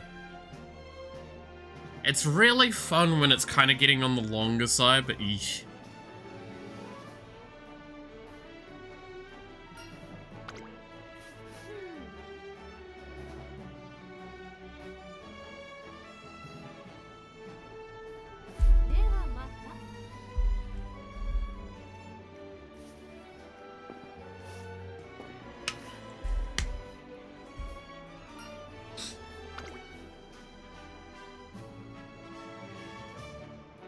Even wrote a comment about the debut race or a remark about her future prospects.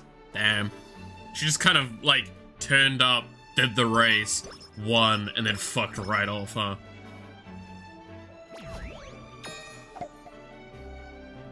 LML, fuck y'all, I'm just better. L plus ratio.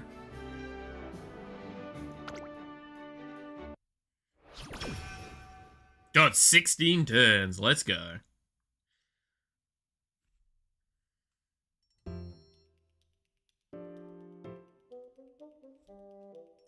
Her research over racing. Goddamn.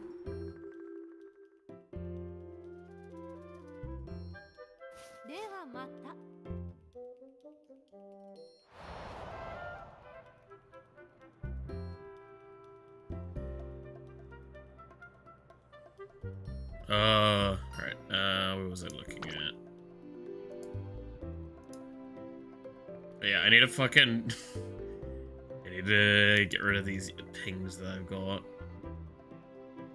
I also got one from... Aura. Yeah.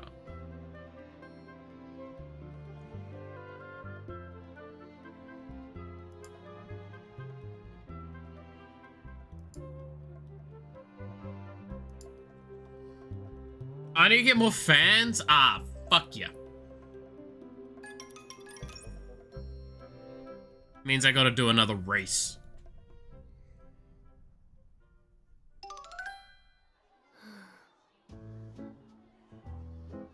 I'll not participate in your experiments.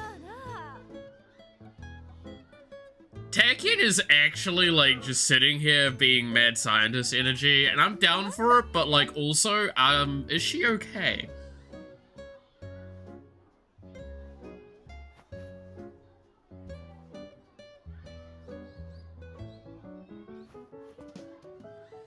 Is she, like,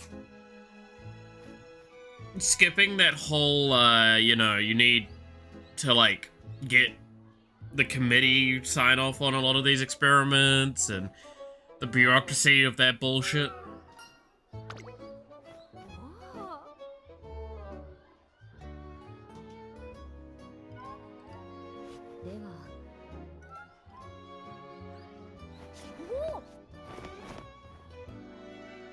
Shot away, I was so close to. No, I don't think you were.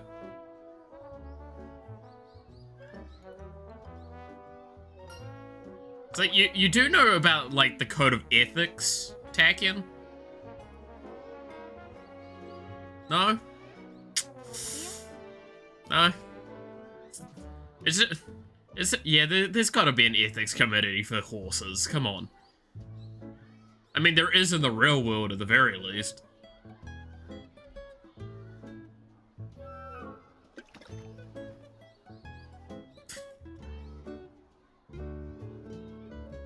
God damn. Oh.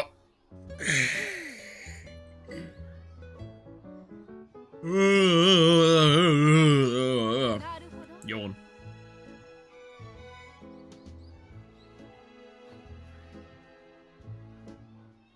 I wonder.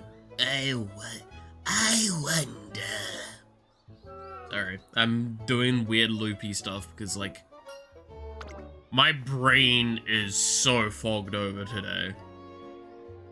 And after doing, like, academic talk earlier, my brain is very fogged up. I'm trying to even think of, like, anything that's been happening at the moment other than just the movies I went and watched and stuff. Which, I don't want to talk about, like, the Superman movie because I want to tell people to go watch it, and we're also within the scope of time where I feel it's unacceptable to start talking about it in the spoilers sort of category. Because it's just a really good movie, and I really enjoyed it, and I recommend it. Because it actually felt like a comic book superhero movie, not a superhero movie. And it's like the first time in a very long time I've seen, like, comic book Superman on the big screen. This is actually, like, up there in my, like, favorite sort of, superhero movies.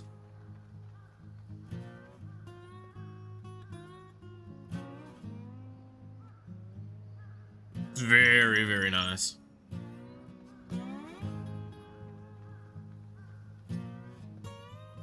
I have to find the time to go watch it. Yeah, that's fair. I definitely, again, I will say 100% worth it in my opinion, but I understand if it's not up to people's tastes. I know a lot of people like Snyder's version a lot more. I very much like Gunn's version more. And there was an analysis I watched, I talked about this yesterday, but there was an analysis I watched talking about it, that I 100% like is how I kind of feel a lot about certain parts of it, or like helped explain why the discrepancy between the two, which is very much like director vision and intention of character, like that. Those non-spoiler section of that conversation is very much how Snyder's felt very much whether humanity is deserving of Superman versus a Superman that knows to do good but tries to understand why he does good.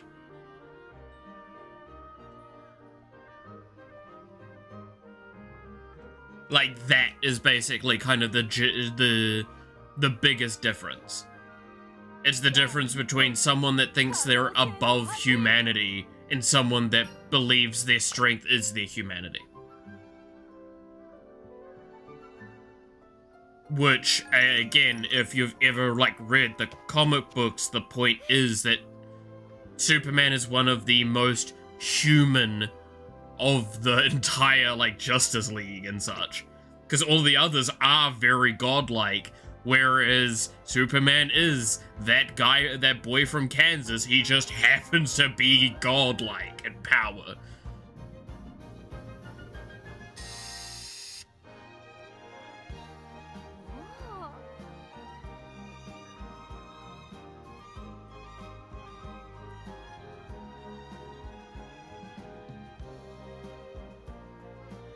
I fucking love that. It's good. It's also nice that, like, Gunn kind of did his normal thing of taking characters that are not the most popular, not the most well-known, and doing them in really fun ways. Because it means that he doesn't have to deal with, like, very strict kind of expectations on them. Because there's not really expectations on them. I mean, fuck. Something you can see from the trailers is Nathan Fillion's character as the Green Lantern, which is Guy Gardner, is a very famously known Green Lantern for the fact that nobody likes him. He is literally the actual, like, active worst kind of person. He is an asshole through and through. And my god, did they fucking nail that. Especially with Nathan Fillion playing it. My god, I do not think you could have gotten anyone else to pull off that kind of, like, energy of being a complete and utter asshole that you just want to punch in the face. We have a Green Lantern on screen that's not Ryan Reynolds, sure. And they can't even deny he does work. Yeah! No, he's actually, like, such a good character in that movie.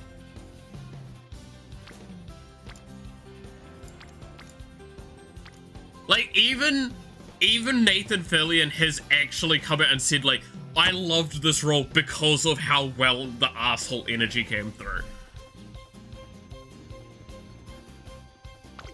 Like, it's just, there's so much good with how it was done that it's really hard to not be so happy with its outcome.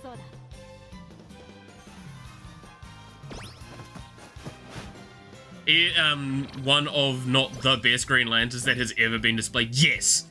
And that's the best part, is that Guy Gardner is basically even Nathan Fillion has said that Guy Gardner is best described as, if you want to solve a large-scale problem, having a Green Lantern come is amazing, because they wield some of the, like, strongest cosmic power in the universe, right? And you're like, okay, we're sending you a Green Lantern. You're like, yes, we're getting, but you're getting Guy Gardner. Could we get any other Green Lantern? That is the reaction. That is what is so good about Guy Gardner.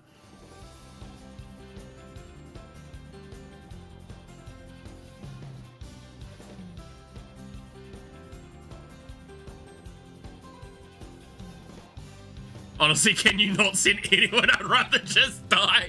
Honestly, kind of. That's, again, it's such a perfect pick of a character to work for this stuff. Man, is he a dick? Yeah. It's like, oh god, it's Guy Gardner. Oh. Oh, you know what? I would rather have the universe fall apart, actually. Like, genuinely, can we just... No.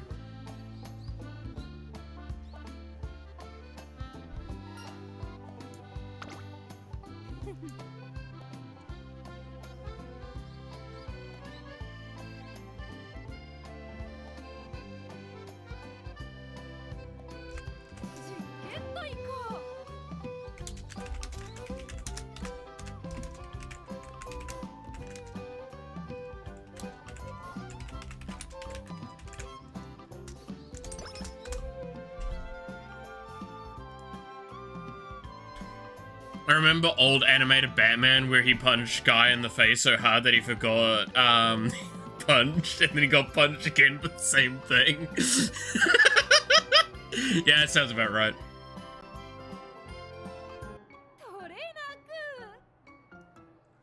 I'm pretty sure Guy Gardner could rebuild the universe out of spite.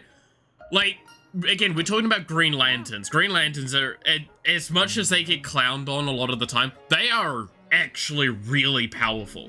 The problem is Guy Gardner is just a complete asshole. That's literally it.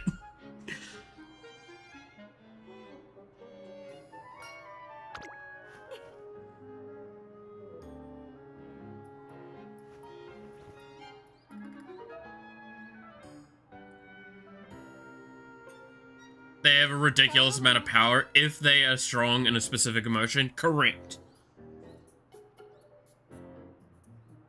Like, it's the moment they embody their... Like, if they actually truly embody the emotion of their color, oh god, that is scary as shit. Like, we have seen what happens when a lantern of any color actually embodies their oath. And, oh, damn. I'm a dick, but he's confidently the biggest dick. Oh, yeah. Dude, there are some lines in that movie, again, I will not repeat, but are just perfect evidence of how good his character is in design.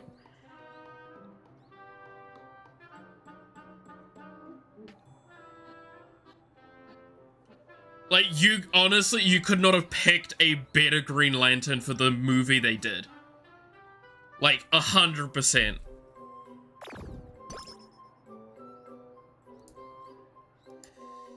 Also, I just got a message from Snakers, and we're picking up, apparently, Edge of Eternities, the magic stuff later, so we're going to be doing box opening later today.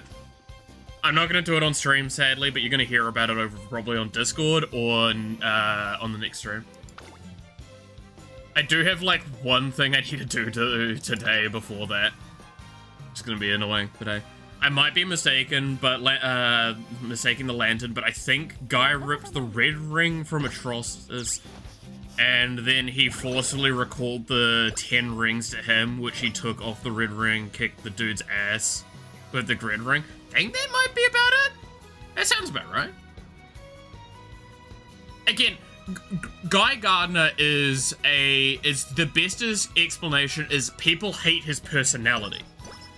Like, that's the problem with Guy Gardner.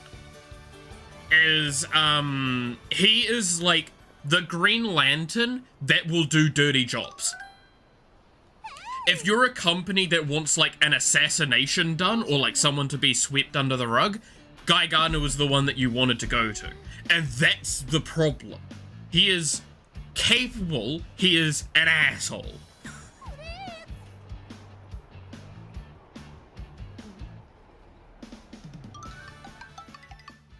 Yeah. Like, that is the point of Guy Gardner. I mean, there is a scene...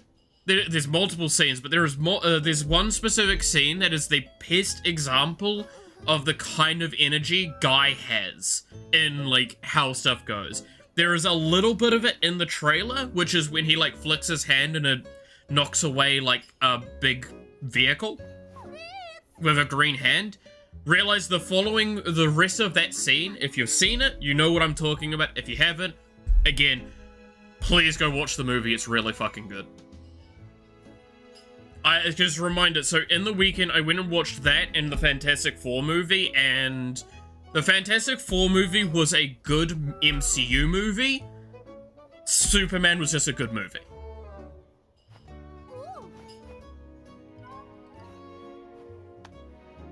It was so much fun. I laughed. I genuinely just enjoyed so much of it, and it felt like someone writing a movie that loved the comics. Loved the comics, but didn't take a comic and use it as a full inspiration. They're like, no. This is my interpretation of what we do with the comics. Like, what you see is done with these characters.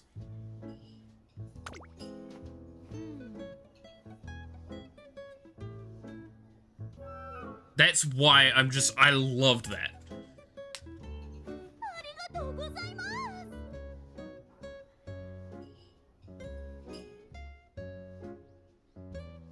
Like, it's probably the best Superman I've seen in live action since, like, Smallville.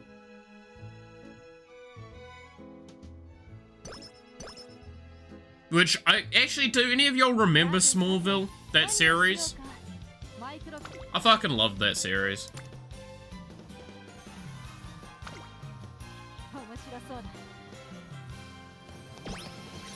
That was years ago now, though.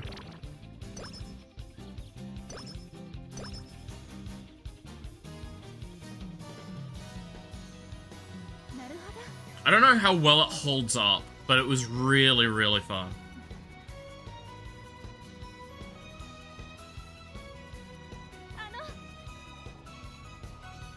Because, like, Smallville's kind of the era of Superman where it's like, it's still just Clark in Kansas. And he's not even able to fly. He's able to jump really high, for example.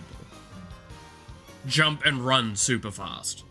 Like, jump high, run super fast, has super strength, is near indestructible, stuff like that. But he's not able to do, like, any of his OP grandiose powers.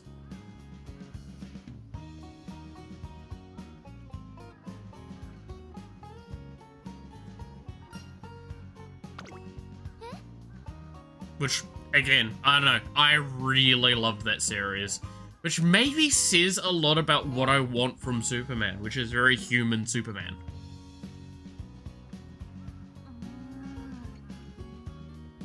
It's Superman that wants to be human, and by all intents and purposes he's just got powers.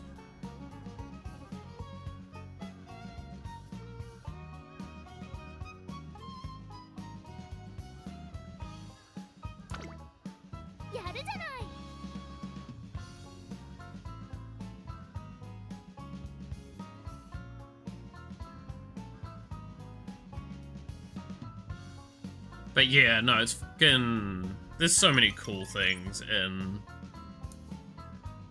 Yes. Like, I'm trying to even think of, like, other situations as well. Like, I will openly admit this, by the way. I'm not a huge fan of Green Lanterns, personally. Going back to, like, the Guy Gardner discussion parts. I'm not a huge Green Lantern fan. And it's not really because... any grander reason than that I've just never really latched to any of the stories I've seen with Green Lantern in it.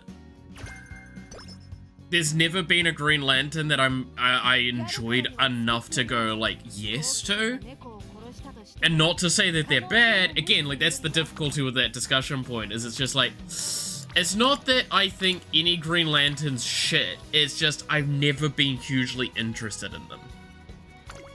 There are some Supermans that I've had, but you never saw the animated Green Lantern show? I did, and it still didn't get me. Like, Batman has with some iterations, Superman has with some iterations. Flash is another one, actually, ironically. Flash is one that I don't often enjoy that much. The CGI one?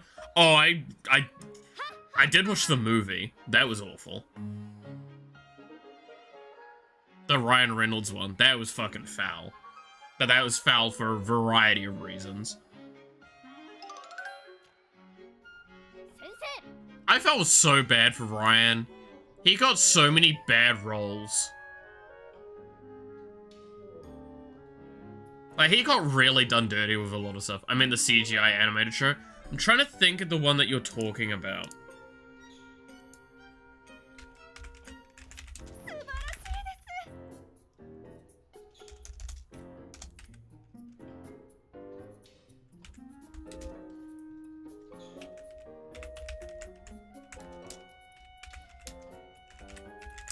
I'm actually literally just gonna look up Green Lantern animated CGI show and see what we get.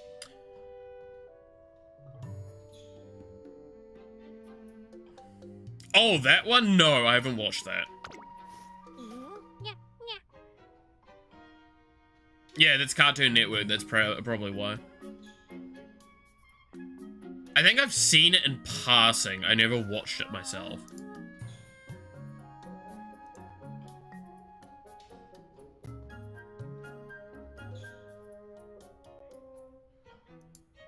Ryan was telling the studio that the Green Lantern movie would flop and they told him not to think and not to make demands. Yeah.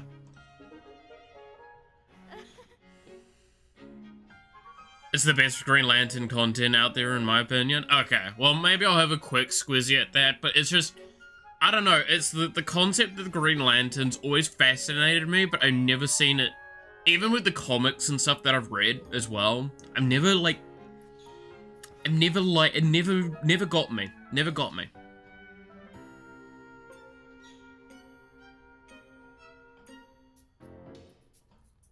It doesn't help as well, so often in modern times, we get the fanboy Green Lantern kind of energy, where he doesn't even actually feel like he's supposed to be there, he just feels like he's a guy that loves, like, superheroes and loves shit-talking and has one of the most powerful fucking objects in the universe and gets his ass beaten by accident.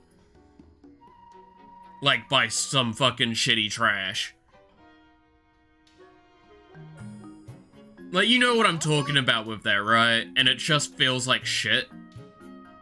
Because I'm just like, I know that's not what Green Lantern actually is always like. It's just, this is what I see so fucking often.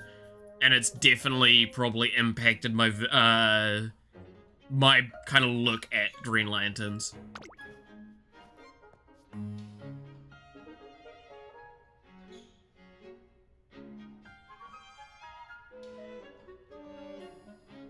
But, I mean, fucking Constantine's probably one of my fucking favorite DC characters. Because I love the ruggish rogue sort of mage character. I fucking love that. Literally, the fact that one of his most defining moments is he made a contract with every fucking demon in hell, so now none of the demons want to come and collect it because they have to fight all the other demons. So that's how come his soul isn't getting taken, is every demon is fighting for it. Like, I fucking love that kind of bullshit energy.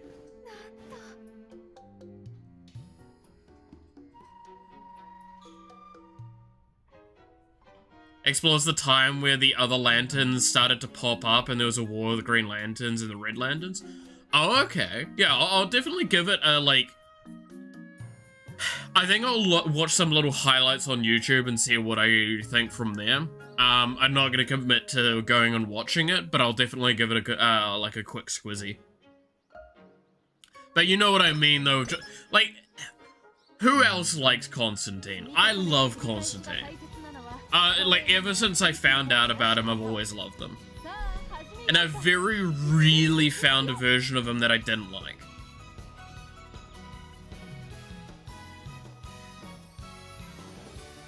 Also, lanterns are often shown not always good or in the right. Yeah.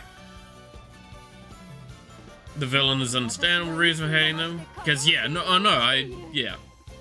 I mean, that's the thing, is the lanterns embody an emotion, right? Or, like, a thing. There's the Keanu Reeves Constantine movie. I fucking love that movie, though. Like, I knew of Constantine before that movie, but that movie was definitely a huge introductory to Constantine for me.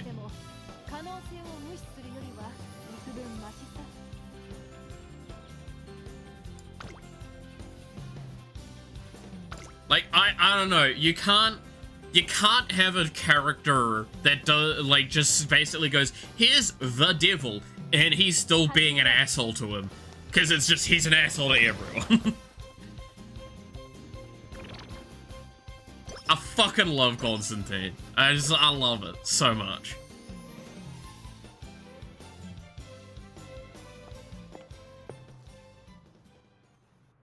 Like, don't get me wrong, the Keanu Reeves one was less sorcerer energy than I like from Constantine normally, but, like, I still liked it. Because, yes, I definitely have a big soft spot for, again, roguish rogue mages. Where it's just, like, they are, like, if you've got a mage that has probably stubble, and basically you turn up and they're in a bar most of the time, you've immediately kind of started selling me pretty quickly. And I say this as someone that actually basically wrote a character like that.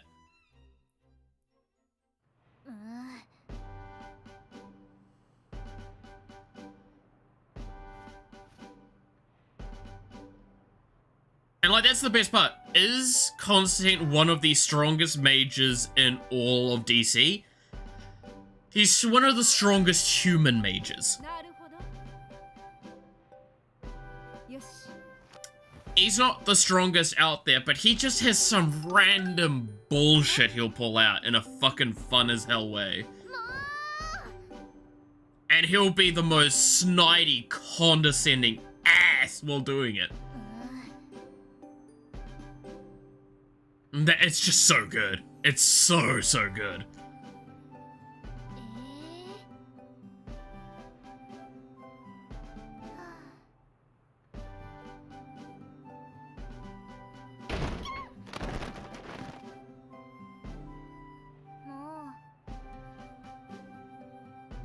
Nah, I love that. I love that energy so much.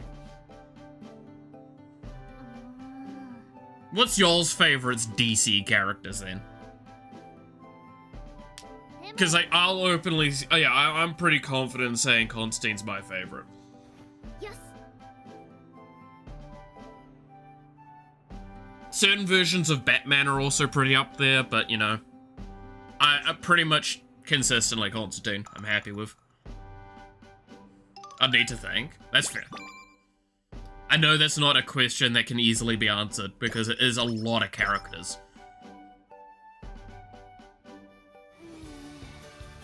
DC is not a small franchise.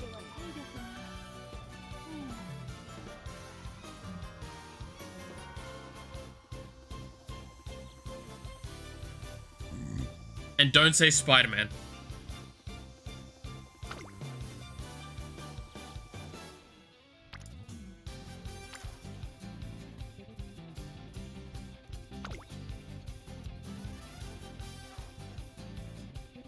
I'm gonna take the 11%. Iron Man, you're a fucking bitch. God damn it.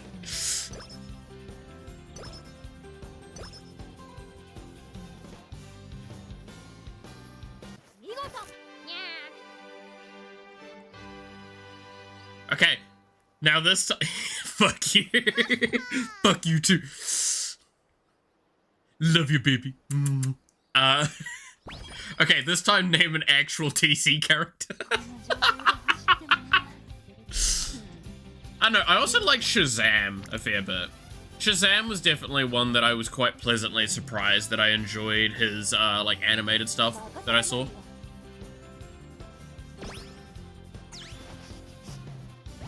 I think I like Flash, but then again, I'm not familiar with him outside of a few books and TV shows. I think that's fair. Like, I like the concept of Flash, I like a lot of the stuff with Flash, but I don't like his actual individual content that much. Like, I like the Flash as well when he's actually smart and, like, I like when it's the smart Flash that's goofy, not just goofy and sometimes smart Flash, if you know what I mean. Like, I like, it's weird because there's lots of different ways to do the Flash, but consistently the two traits he's supposed to have is that he's very smart and he's very goofy. I like when they lean more to that smart side of the Flash than when they lean to the goofy side. Personally.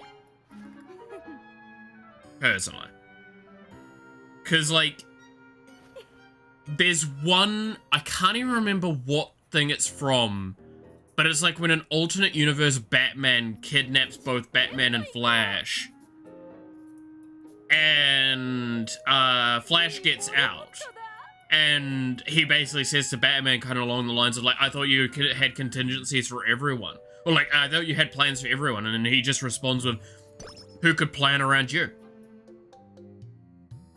I fucking loved that. Because that's exactly the kind of energy I enjoy from this. That's the kind of Flash I like. The one that is like, no, he's actually respected for being smart, even if he's like a hell of a spaz energy.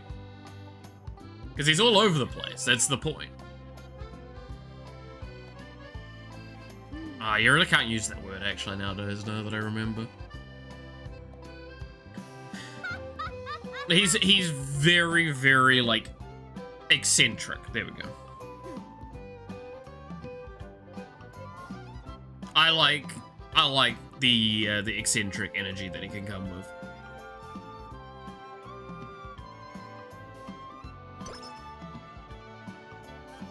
I mean, it's kind of why I like, is that Elastic Man? Is that his name?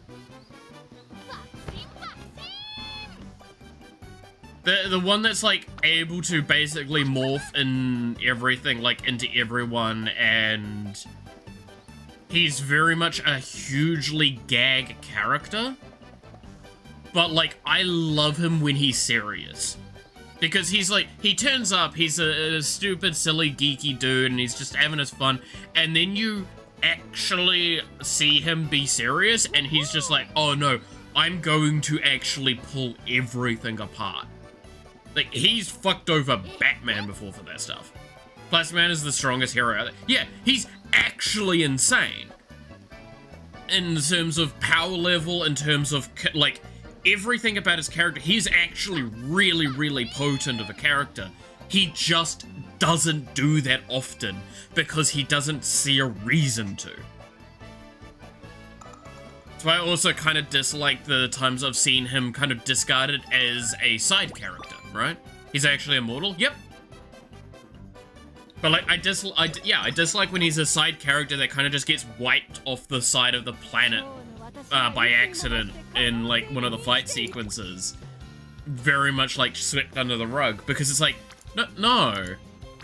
He should be a really important character. People have frozen and shattered him and melted him down into a puddle and he just reformed. Yeah. Like, the only way to, like, deal with him is to permanently lock him out. Like, lock him down. Like, I think the best they've ever done was full, like, keep him frozen permanently sort of thing. And even then, he has a way, like, he has probably ways of getting out of it.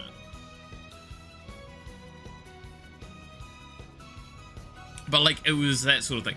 To be fair, that's also, I know that we're switching back to Marvel a little bit with this, but, like, he's kind of on that same level as,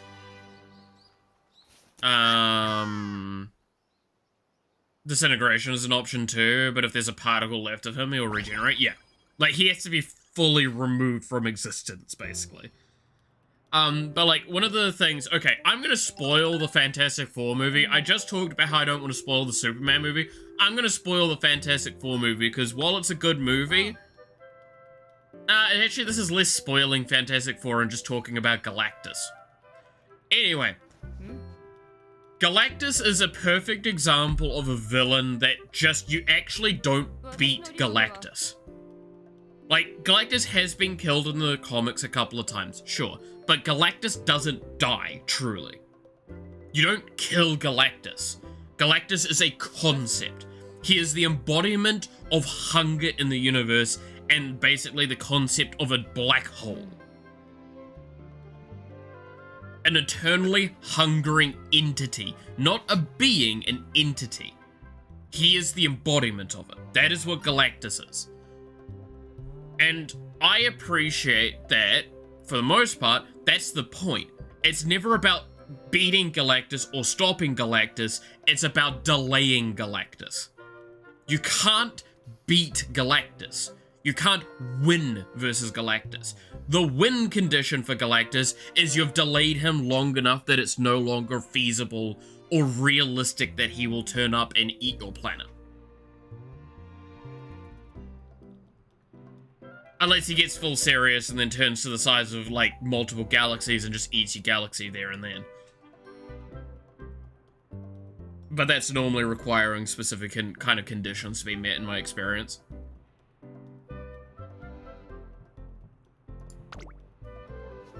Reminds me of Ghost Rider and his penance stare he uses on Galactus. Yeah. Like, Galactus... Galactus is Galactus. Galactus is an entity. He is an embodiment concept. You don't... you don't stop it. I hate how they write the penance stare sometimes. Penance stare is a difficult one because I feel like so many people don't know what the charm of it is. Because, like, it's this... The penance stare has conditions for it to even affect people, right? Because it is that somewhere deep down they have to understand that they're wrong. I believe that's the main thing of it, right? Like, deep down, somewhere in their brain, they have to understand something they did was bad.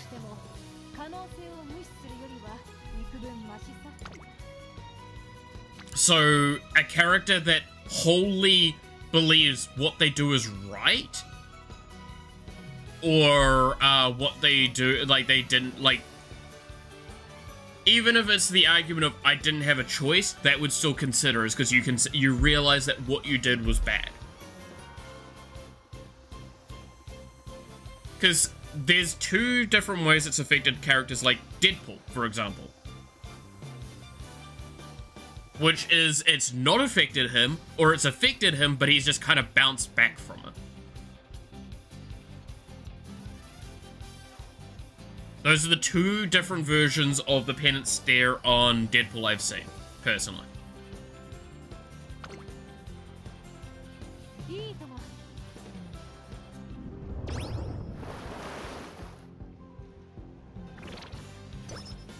But yeah, I agree that it's like, it's shitty when a character just fully just shrugs off the penance stare.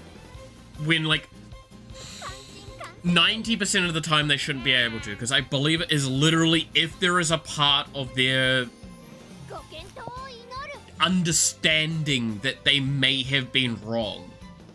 If anywhere part of them could ever consider what they did as wrong, because that's the point, is it's you reflecting on your actions. That is the point of the penance.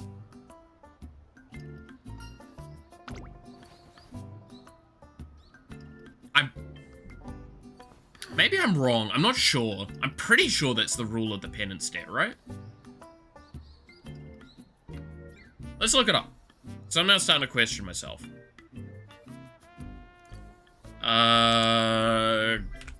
Ghost Rider penance stare. That's not how you spell stare, but it will get me there.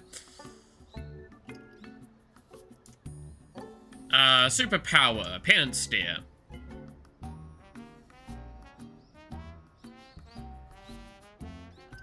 The power to cause a variety of condemning effects upon those who have sinned with one's stare. Ocular variation of punishment, not to be confused with dark side view or evil eye. Capabilities. The user can cause and induce a variety of negative effects. Also, goddamn it, Takian.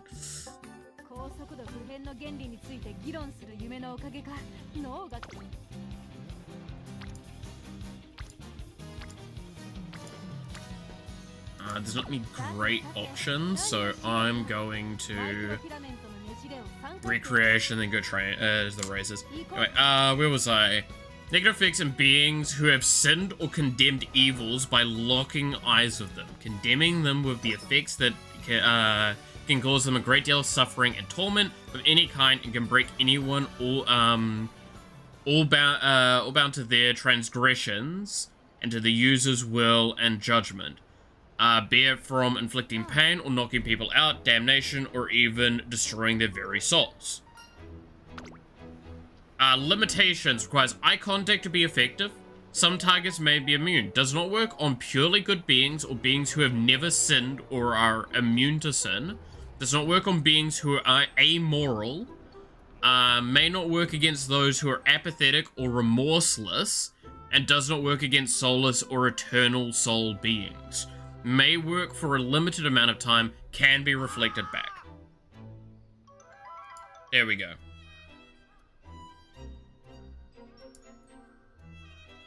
Felt like it would be better if it was like all pain and stress you've ever inflicted reflect back at you at once. Well, because again, the idea is that it's basically you're paying for your sins. So characters that, like, again, Deadpool are immoral. Or they're not remorseless. Like, they're very, he's remorseless. He doesn't feel remorse for a lot of his actions. The only time I've seen him suffer was when it's, like, for people that he actually cared about dying, sort of thing. Like, if you used it on, like, the MCU version, well, the Ryan Reynolds version, he would probably suffer from it, but he would burn a little bit and then go, that stings, and move on from it. Whereas, like, yeah, if you use it on Galactus, the fuck does Galactus care? He is as perfect of an example of someone that believes everything he does is correct. And he believes anyone that gets in his way is wrong. He would not give a shit most of the time.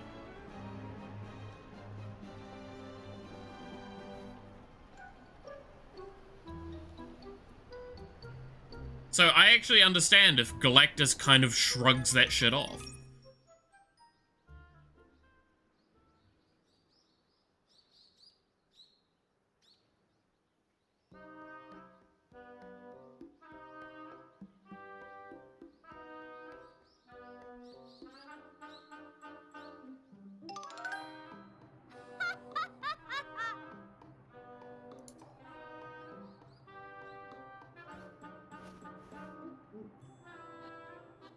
But that's, I don't know. I mean, I liked the version of Galactus that they did in the Fantastic Four movie. I think that was probably the first time we've actually seen an accurate-ish depiction of Galactus. The problem is that there is only 2 times, I believe, Galactus has turned up in live action, and it's literally been the 2 Fantastic Four things. And the first one's really easily a hard pass, because that was just terrible. This one was so much better, because it was actually Galactus that turns up.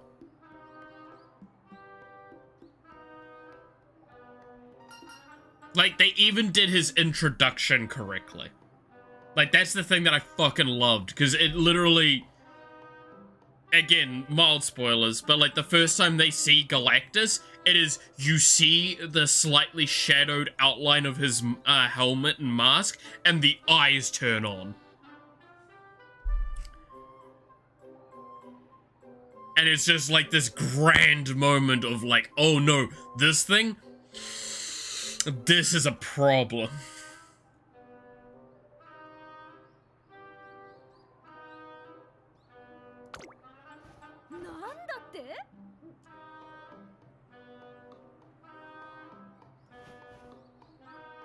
I loved that. Also, so something that got pointed out, with the Superman movie, but also they kind of did with Galactus, is I really like when a movie explains their comic book visual, like, eyes within a concept that it grounds it correctly. So I won't explain it too greatly, but there is a character in the Superman movie that he does something and his eyes go the color that you'd expect from the comic books. And I'm like, that's great, because you're given a lore explanation of how that is the case. And it's the same with Galactus. Galactus has his eyes, like, he actually has normal human, like, humanoid kind of looking eyes, underneath the, like, this thing, and it's basically, it's special eyes that he turns on to scan and look at things, in a particular way. And it grounds it a little bit more, and I fucking love that.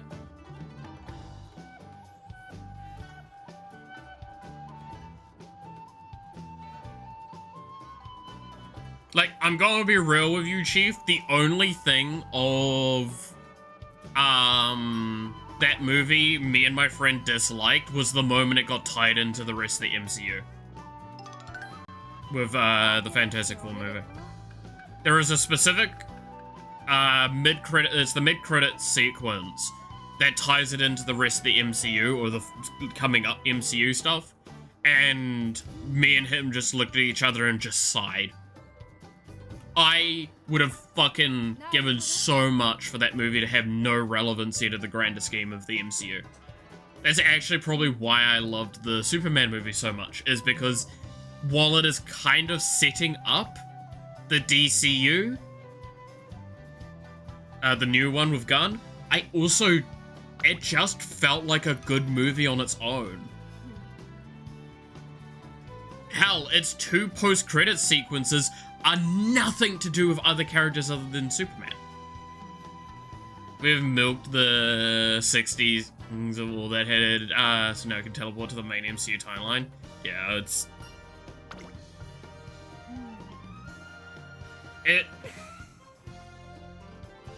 it was really upsetting seeing the moment for it, because I'm just like, it's worse because, the moment is even more aggravating because, okay, I'm gonna say this very plainly. Again, fuck the Fantastic Four movie. I'm gonna spoil a little bit here. This is the mid-credit sequence I'm gonna talk about here. Dr. Doom turns up, and he's not facing the camera, and he's interacting with one of the characters from the movie. The child. And I'm pissed because it's like, oh, you're hiding their face. And so, we already know! You did big fucking scale announcement that it's Robert Downey Jr. Even if it's not, then like, don't announce Robert Downey Jr. as fucking thing. Like, this would have been way cooler if there was no idea who it could be at all. And you just left wondering. Like, I really hated that they actually announced that super early in advance. And I know it's because someone's gonna fucking leak it and shit like that. This is why I hate leakers, I'm gonna be honest. I wish that we didn't know Robert Downey Jr. was gonna be in it, because it would have been more interesting to find out on the day.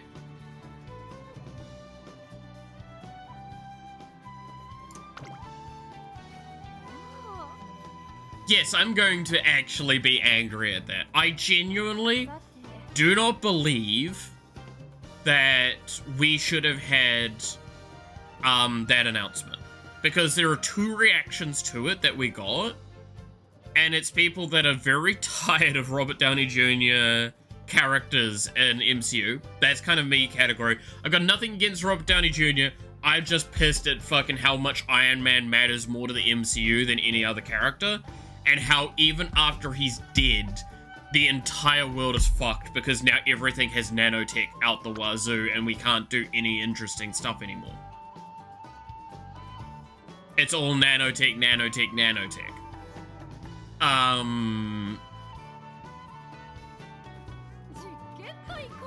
Like, I swear to God. But yeah, like the Tony Stark basically problem of the MCU. And to have him come back, I've got nothing against the guy, but I'm just like, did we need him to come back? Did we really need that? Like, I know they're kind of mirroring something that does exist. Like, this is something that has been the case where, like, there's a couple of storylines where this will be kind of similar to, potentially, because it could be the one where, like, Victor and Tony swap bodies. Like, that's the storyline that happens. We have a cheap peak of technology and the storytelling, so we recheat the same old noodles. Yeah, like, it doesn't feel interesting to me. Like, I liked early Iron Man stuff. I wish nanotech was just... Look, you could give Tony nanotech. I'm not against that. I just hate how nanotech's everywhere now. Like, I'm just so bored of it in that that design and franchise. That's why I actually agree with some opinions where, like, I love how it was done in the Suicide Squad movie with that one scene where the guy's gearing up his gun and, like, he's attaching parts and then they fill out to being full parts and he keeps attaching new things to his gun and it just gets into this giant... It's like turns a handgun into a giant fucking cannon, basically. I loved that sequence. That sequence was a great example of nanotech being used in an interesting way.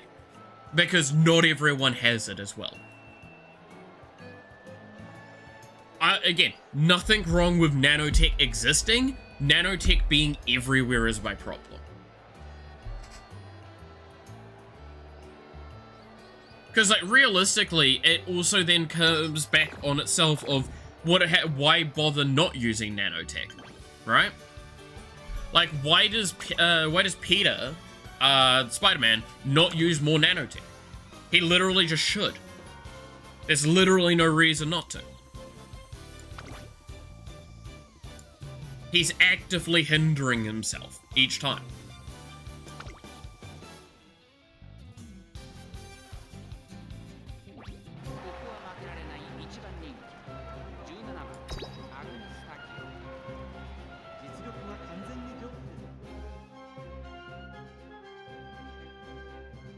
And that's why, like, again, it's such a difficult one to do.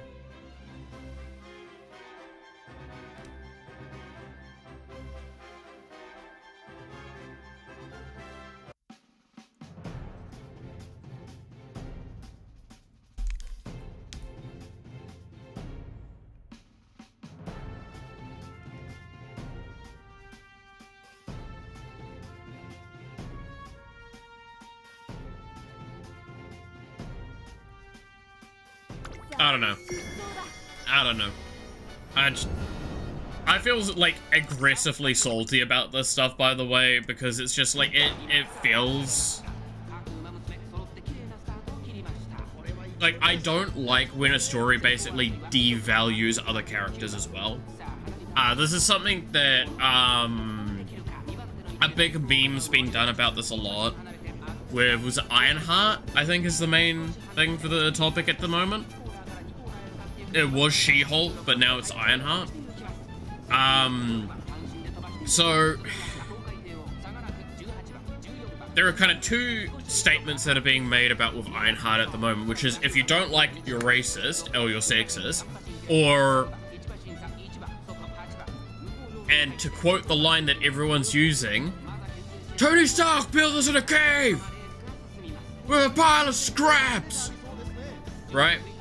Because one of the discussion points, so I haven't watched Ironheart, nor do I really intend to anytime soon.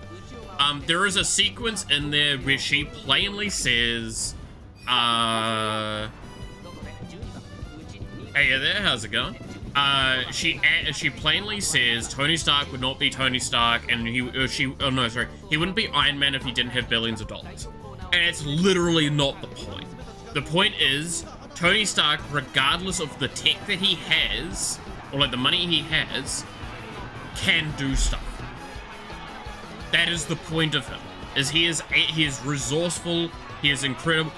The difference is, yes, did he build a better suit of armor when he got back to America with all his technology and make a suit of armor that's insanely strong by comparison? Just because, yeah, he has a lot of money.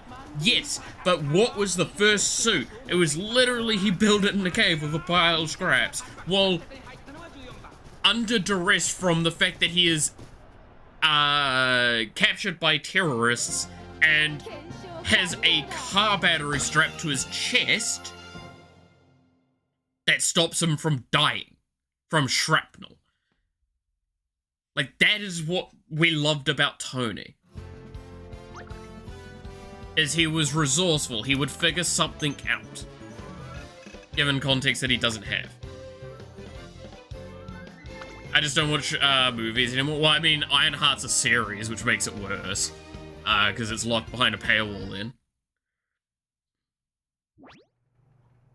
But, like, that's something that I will always hate on, because that's what, a lot of content has been doing recently with Ironheart and with, She-Hulk. And those are the things I dislike the most about them, is that instead of making a good character, their character requires taking the male version of their character and devaluing them.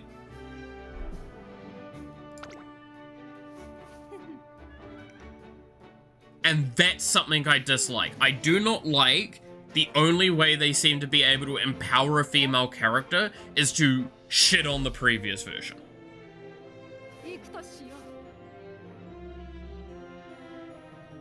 And he has no money to use. Yeah, like, it's just... That's what we liked about Iron Man. Like, Iron Man 3 was a perfect example of, yet again, a character that we constantly make a thing of, no, he's only good because he's got billions of dollars. He fixed his Iron Man suit in a fucking garage in the middle of buttfuck nowhere.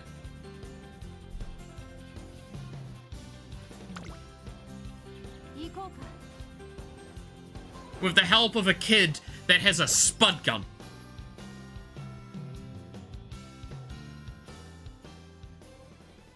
Like, that is what we loved. And then, in the nicest way of saying it, then you get Ironheart that gets money.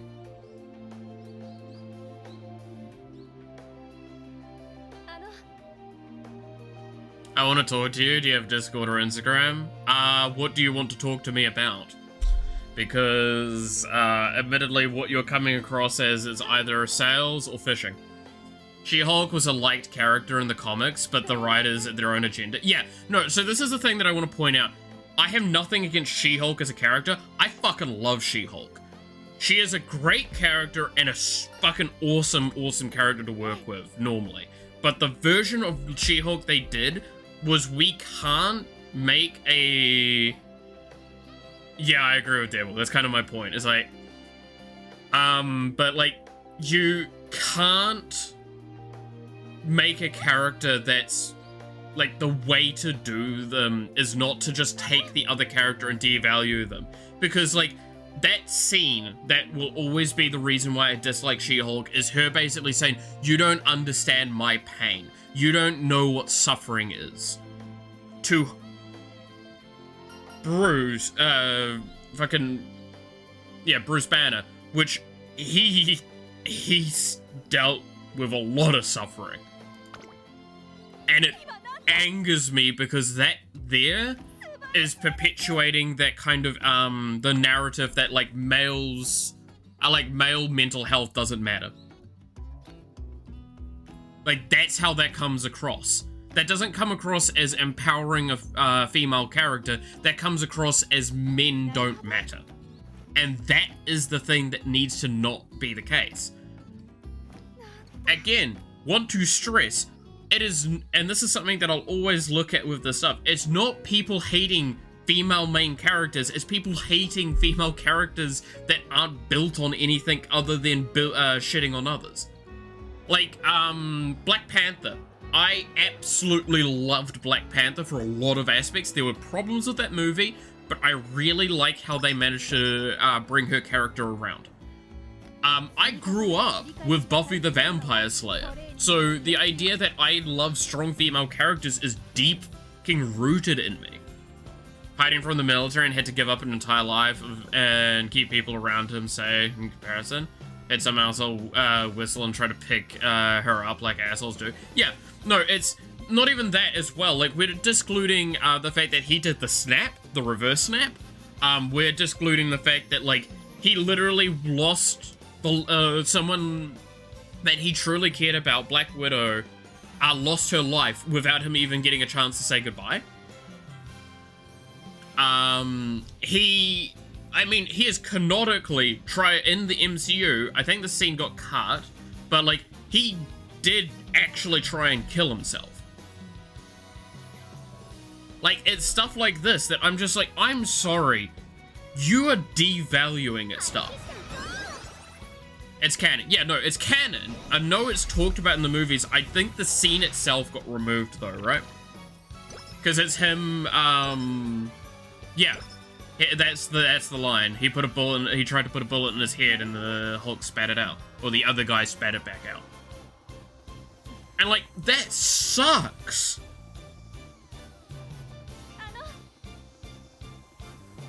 Like, God, I couldn't imagine having to live a life like that. It must be horrific.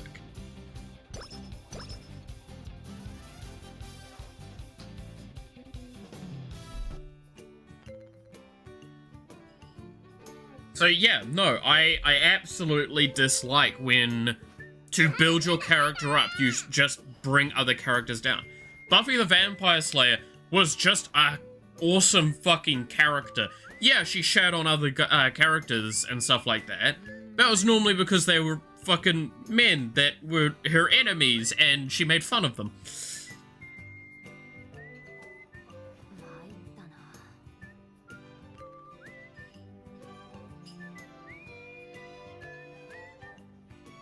In the comics, he told Hulk he would end it all, and Hulk told him that all he will do is fall asleep disappointed. Yeah.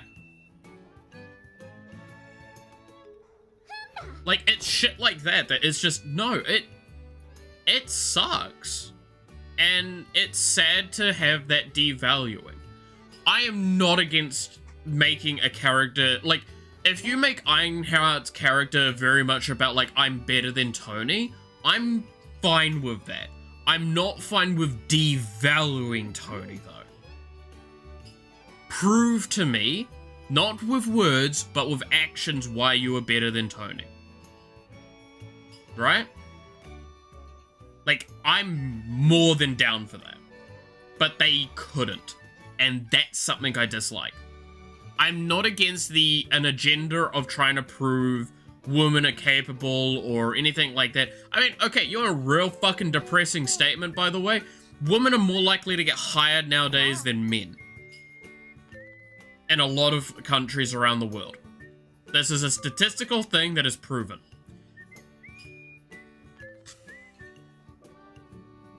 And this is becoming increasingly more the case.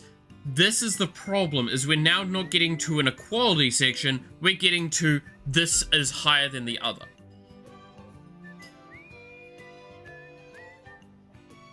Because it's such a, like, rebound effect. And there's plenty of people that say, oh, that should be the case and shouldn't be the case. I don't give a shit.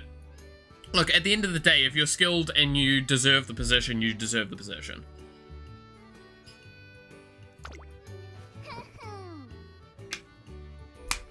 For She-Hulk, it was originally revealed that Bruce and Hulk personality, had Hulk's personality before, but it was suppressed. He developed it into an abusive dad.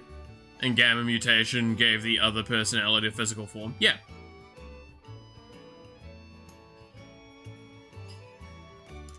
Alright, give me a second. I need to fix the thing. There we go.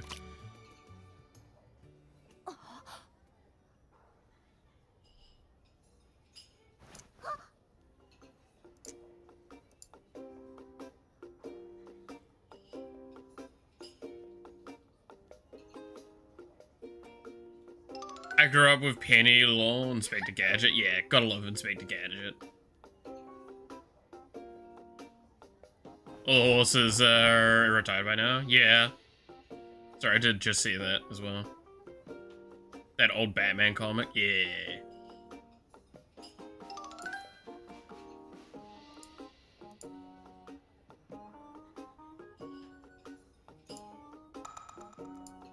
Let me fix this, because I can see the chats are not working correctly on stream.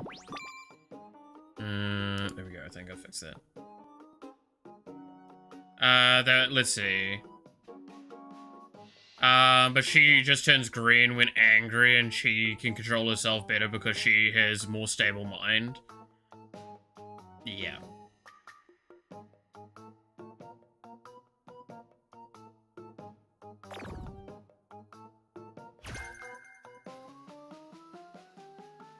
But I know it's a Japanese game, but it would be neat that had American Pharaoh made it in.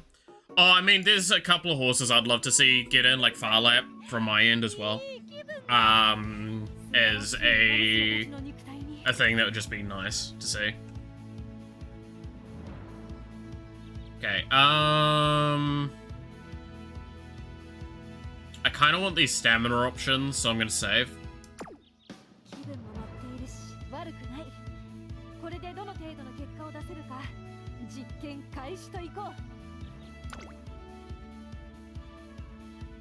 I'm not happy that we went down to good, but I will. Yeah, no, I saw the yeah. I realized it was connected to the strong female characters. I mean, like, I could go through a long list. I grew up with shit like Babylon 5 as well. Babylon 5 had some incredibly awesome female characters with like Delin and the second in command and all that. Like, Delin has a line that I will always remember as a perfect example of a strong character. It's regardless of male or female, is that she turns up in her species' basically warships, because there's basically a civil war going on with the humans at this point. And she turns up in their warships, and they turn up, they get to the, like, the station, Babylon 5, before there's an attack, and she says, there is only one human that has ever destroyed one of our warships. He is behind me. You are in front of me. Make your decision. And you just see the human fleet then turn around and leave.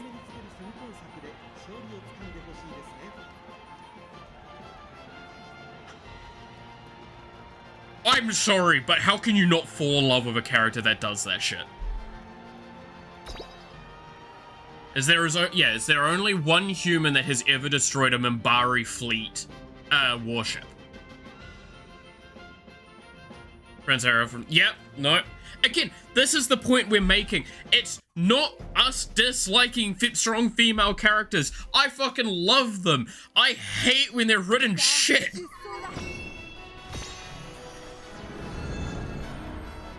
Right? Like, look, fucking Battlestar Galactica as well is a great one for that. It's like some of the best fucking characters in that with a woman that were like kicking complete ass, like Starbuck and Six. I could even make an argument of Boomer as well, technically. She was pretty fucking awesome. I mean, also Rosalind, like, she's amazing.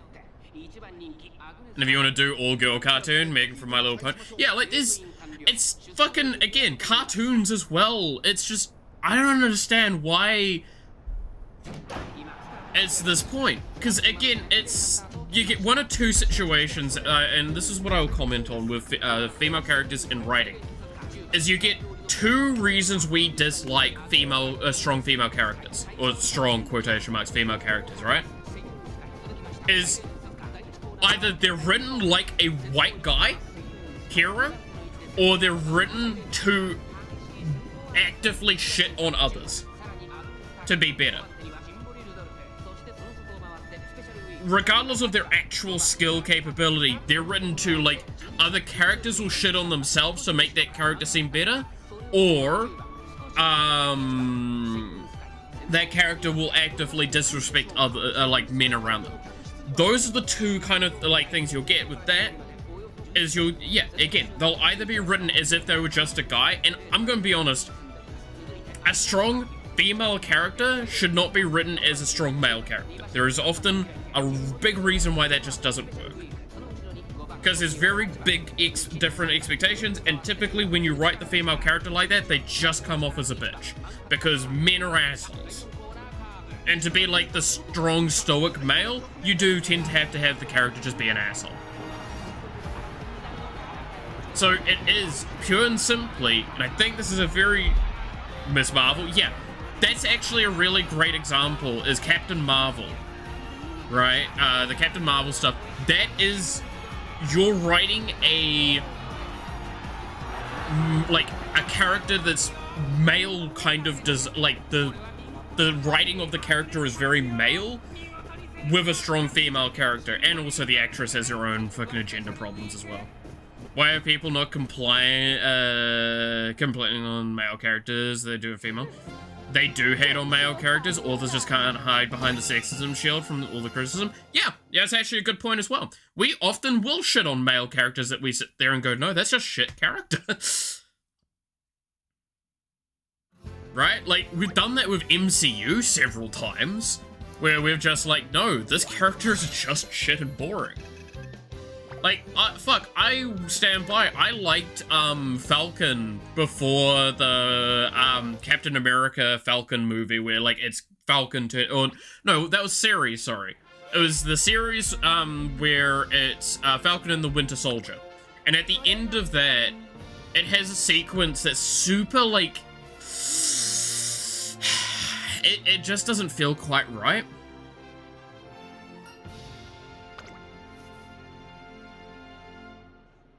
And, like, that's the issue. With Clooney? I don't know, I enjoyed that movie for its own reasons. I mean, like, that's the problem with a lot of the things. Like, oh, okay, real talk, and I know people are not gonna like this opinion. I didn't like the Dark Knight trilogy that much. I love I love the second one. The first one's solid. Third one I fucking hated. It was cool to see Falcon get the shield, but it went down in quality from there. Like, again, it was there was a scene in particular that I think really exemplified why I disliked it. With, which was when he actually just walks up to one of the politicians and just actually says, like, I think the line is literally, "Do better, Senator." And it's just like, what? Yeah, Senator, you should do better. That line. That line, that sequence there, just felt so shit. Because it felt so forced and organic. Like, there was build-up for something like that, but, like, the way that scene played out felt wrong. The first was boring, second was great, Hugo made the movie as Joker, and the third was pretty bad. Like, the first one I enjoyed, the second one, yeah, no, Heath Ledger did amazing. Heath did a phenomenal job, and I don't think anyone's going to dispute that. And then, yeah, the third one was just horrendous in my eyes. I just didn't like anything the third one offered. And I get getting roasted for that opinion. If you like those movies, I'm not going to say you're not allowed to like those movies. I didn't like the movies.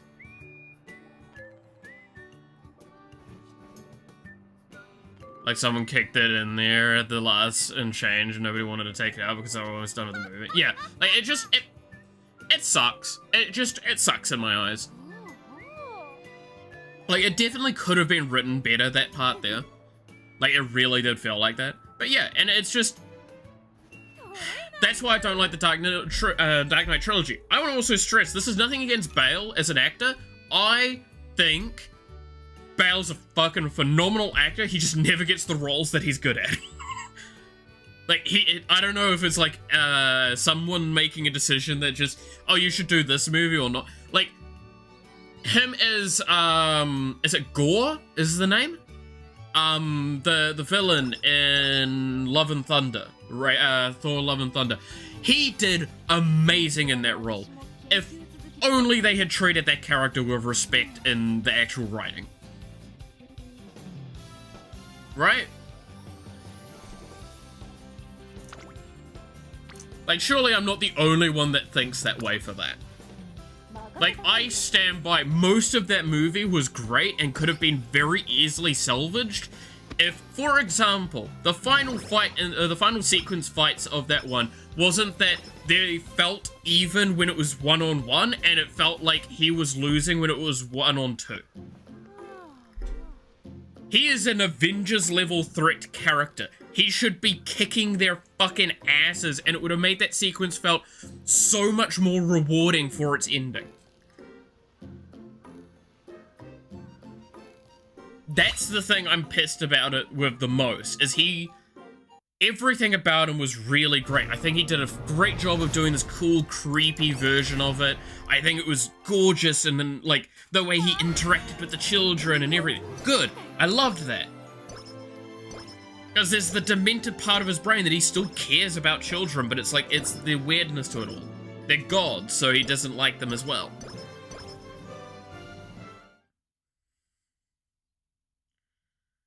I loved how they did most of that. I just disliked some of the weird rom-com energy as well that he had with the fucking axe and the hammer.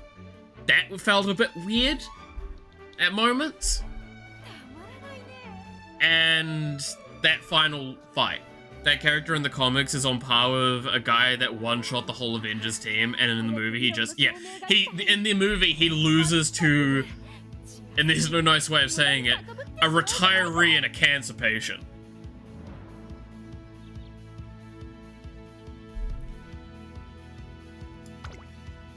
I'm sorry. There's empowerment of character, and then there's that.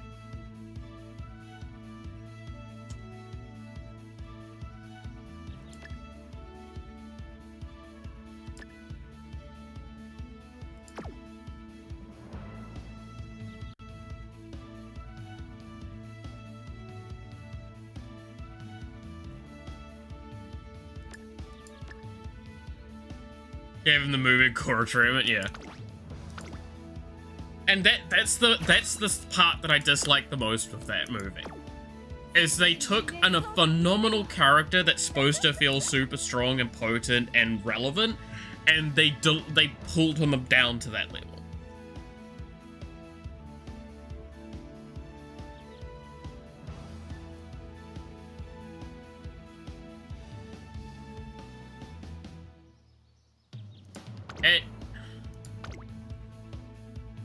It feels really, really disappointing when you do that. Because it doesn't empower things, it doesn't add, because like there was no moment at any point in that finale of that Thor movie that felt like there was tension. Like all of that tension just didn't exist.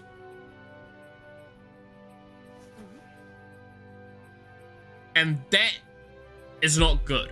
If your ending is supposed to build up to something big, you need to have tension. You need to have this constant thing.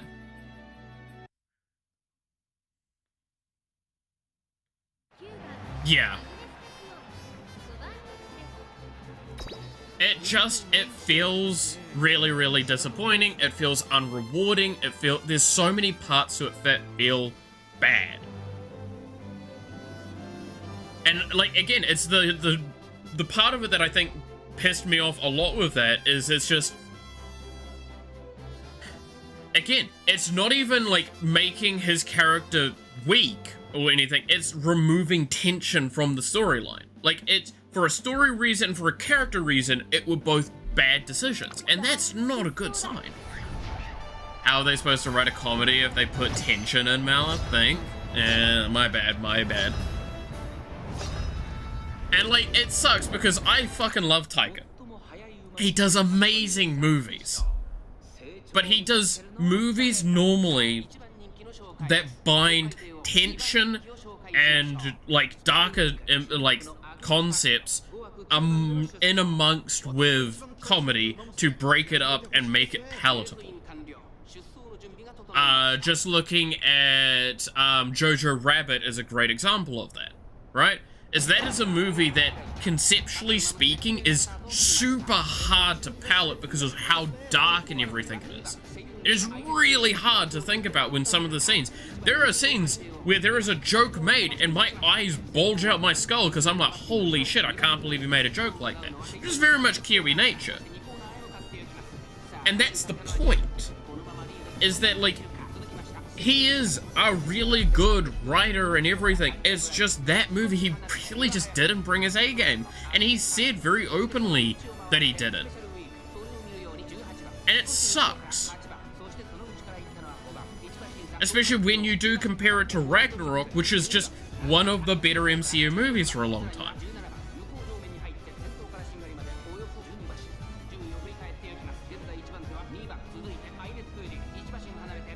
Especially when they really didn't look like they wanted to do another Thor movie after, is it the Dark World was what it was called? Was that what it was called?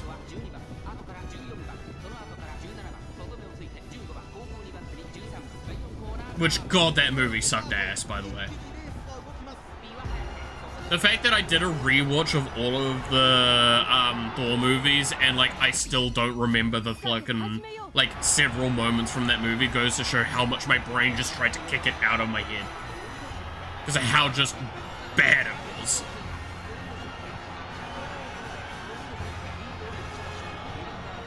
Yeah, I'm not winning versus gold shit, but I might have gotten second there.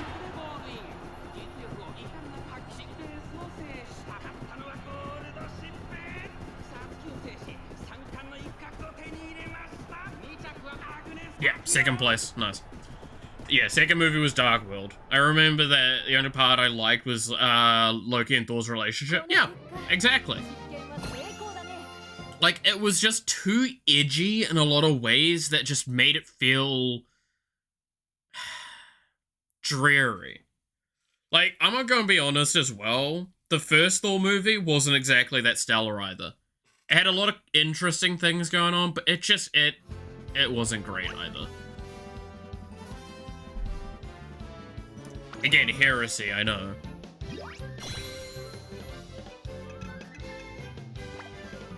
Like,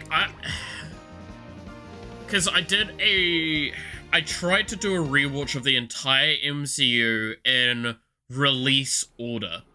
And do you want to know how far I got before I gave up? The next movie on my list was the, Captain Marvel one. And I was just like, I can't rewatch that movie. I just can't.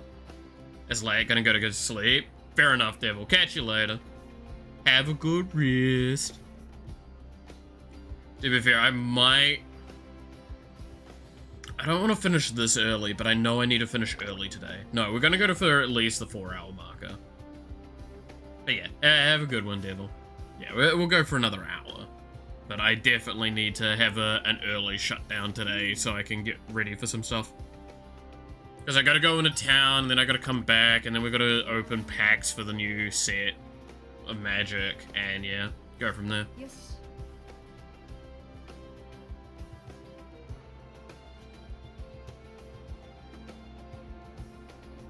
I have a bit of a busy day. Be fun times. I also want to stress, by the way, it may seem like I'm maybe over the top about some of the topics that we're talking on. I am a huge media nut. I love consuming media, and I love reviewing and reflecting over what was good and what was bad. I do this actively while watching stuff as well. This is just how my brain kind of functions. This is why I tend to watch so much trashy stuff as well, because, like, I love seeing diamond in the rough technique, and I like seeing why something's bad. One of my famous things I did at one point to kind of, like, I don't like speaking on things I don't know as well, so I binge-watched all of the Twilight movies in one evening.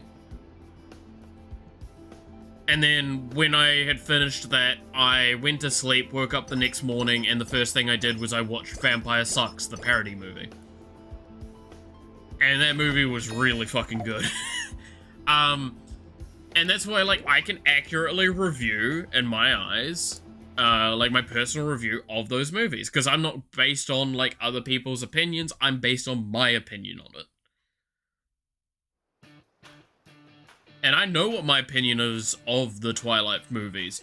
I think they're all pretty bad. In fact, the only part that I kinda liked, because it was, an interesting thing to do, was in the last movie where the basically the entire fight sequence was fake.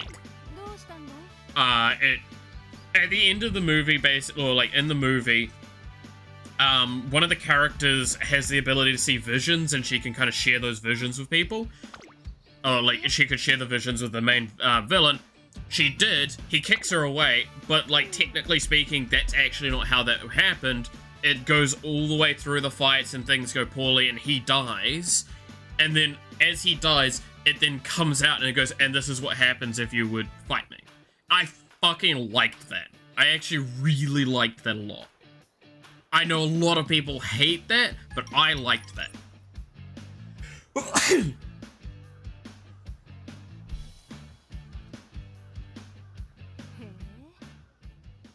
The rest of the movies were terrible, though.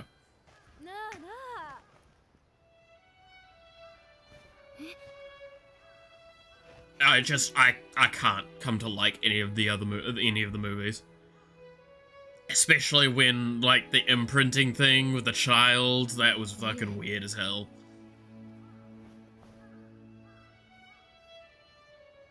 That was very strange, no matter how you made the argument. I couldn't like that.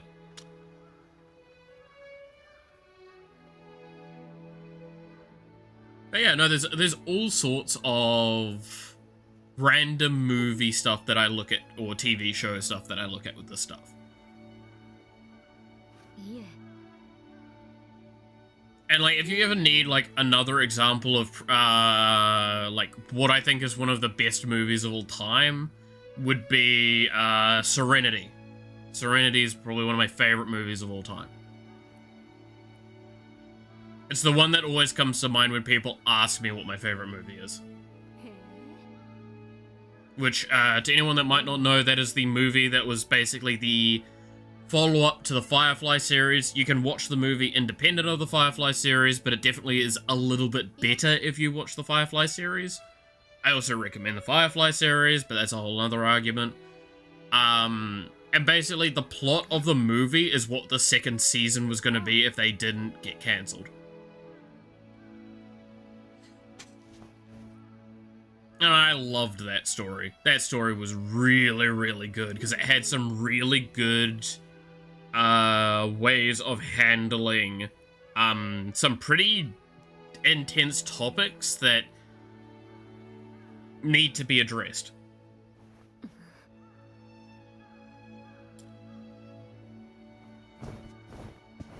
The idea of making people better. What does that actually mean? How do you approach that? And do you actually think that through?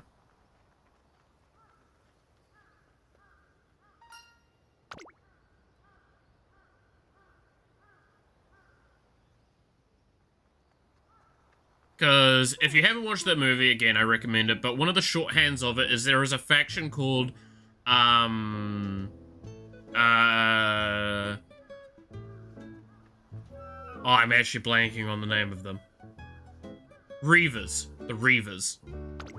And basically this faction is completely insane. They will mutilate themselves. They will, raid, rape, pillage, cannibalism, all sorts of stuff.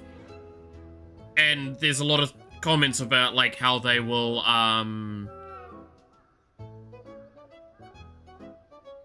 what was it? They'll eat you, skin you, and rape you, and you'll hope that it's done in that order, sort of thing.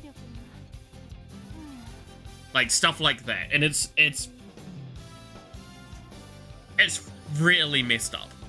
And you find out how they were created, and you find out that it's actually really messed up, and it's really fucking intense because you get this band of rogue characters that, like, just kind of normally all they're doing is avoiding the government because they are smugglers.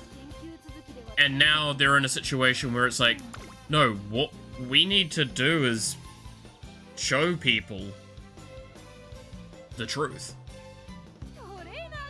And I fucking loved it. It's the perfect definition of one of the lines from the movie. It's, I don't care what you believe in, just believe. If you have something to believe in, you become a very powerful individual.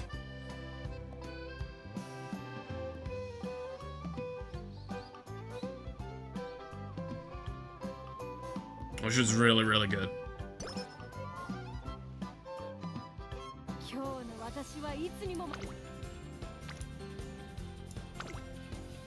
I'm trying to think about the movies that I really liked.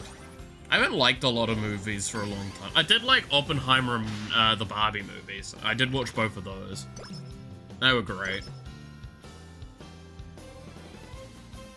But that's been a hot minute. Alright, 7 is up there. I'm trying to even remember that movie.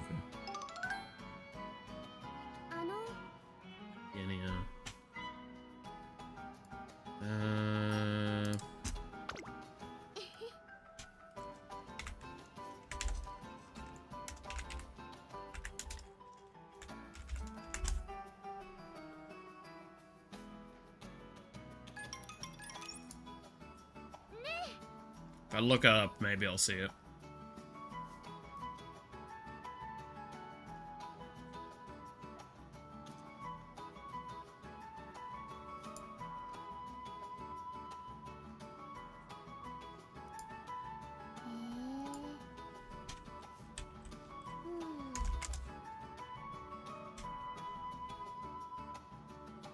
Come on, Google. I believe in you.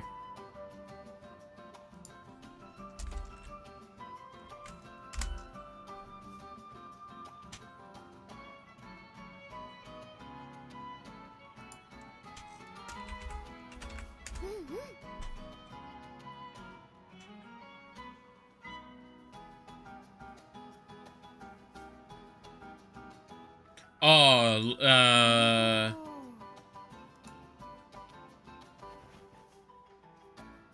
is that the Lolita one? Yeah, Lolita.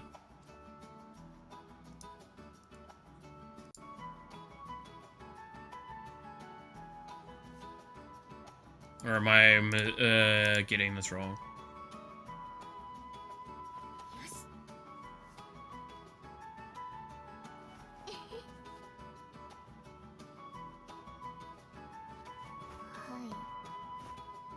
Eccentric drama directed by Adrian Lyne and written by Steven Schiff.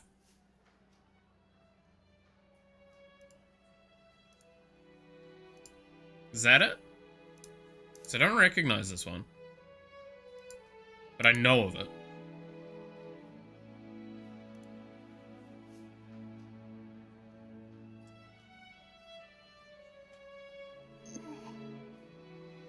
English professor falls for blah blah blah. Oh no, I have watched that one.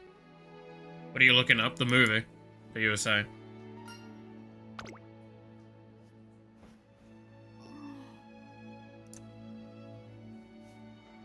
I may have spelled it wrong because I was getting a different thing coming up. Also, it might be a translation thing. I don't know. Ugh. I mean, also another movie of all time that I love is fucking, from pages from the end. Oh, okay, yeah. No, then I don't know that off the top of my head. One of the other movies I will always love, though, is Flying High, or it's also known as Airplane, which was a comedy movie that I grew up on, and it was fucking amazing.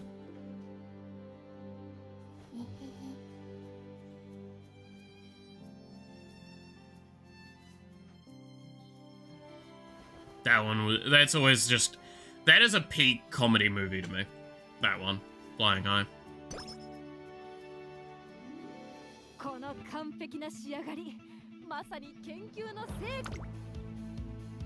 We need to get them to the hospital. What is it, Doctor? It's a big building with lots of sick people in it, but that is not what's important right now.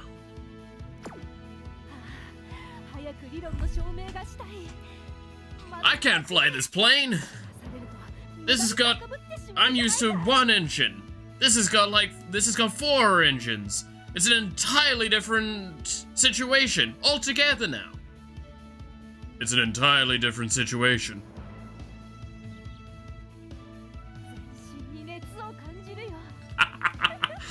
Oh, explaining the jokes from that one is just so fun.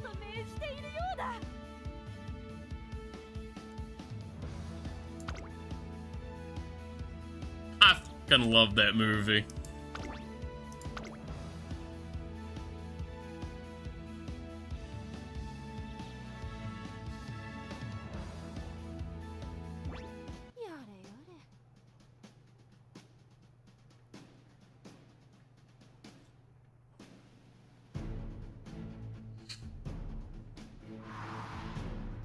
Well, it's like, what did he eat? Well, we had the choice between the chicken and the beef.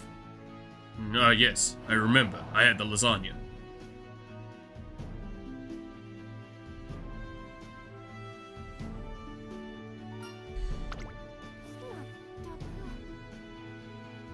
So I'm so excited for the new Naked Gun movie.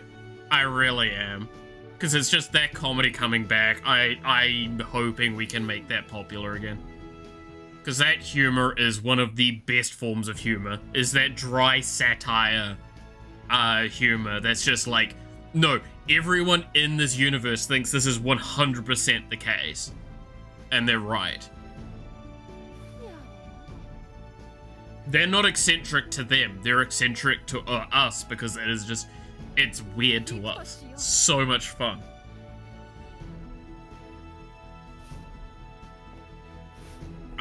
I love it so much. Trying to think of like other movies that are even similar. I also am really low on stamina, by the way. I don't know why I keep fucking up with stamina classes in this. I think I always overdo speed. Stamina needs to be a little bit higher, even though I've got super, like, a lot of restoring stamina shit. Probably should have stamina a bit higher.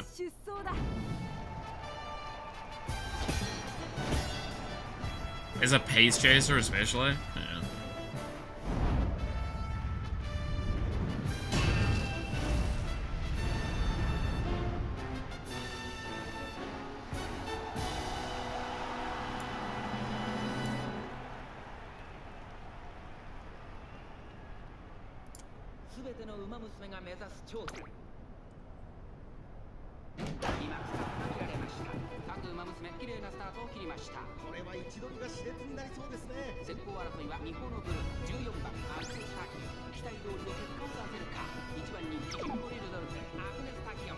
Yeah, rushed isn't good. This is a race that I'm a little bit scared about going into because I just don't know if I've got the stamina for it.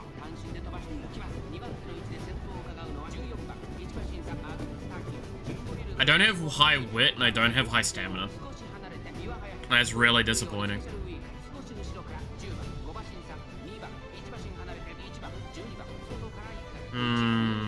I wonder how well this will go for me.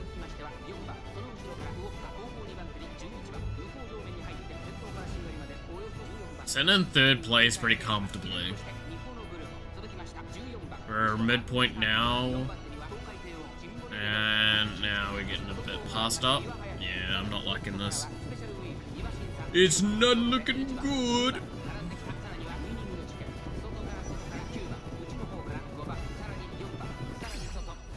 Oh, we at least get the stamina refresh. Which is pretty big.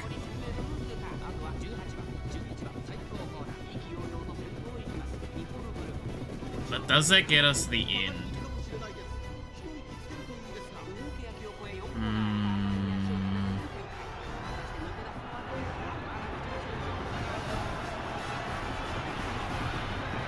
It's a lot of distance to have to travel. We don't really have a clean street.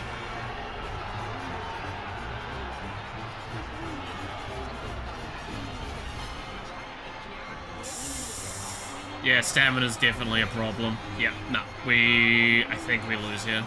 I don't think we get in the top 5. And that's purely stamina problems. Oh yeah, no, that was tragic. Okay, I accept this is a failed run.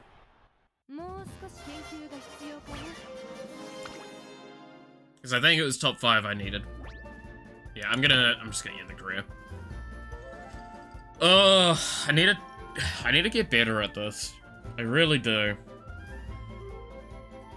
It doesn't help that I went in with a level 1 card and a level 24, so it's not even got its unlock thing yet. Which sucks quite a bit.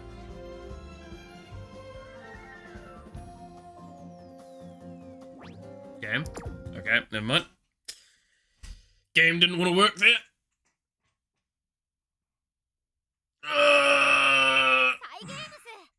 That's upsetting.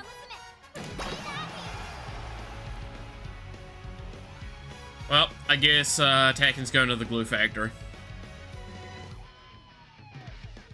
I mean, what? No, never.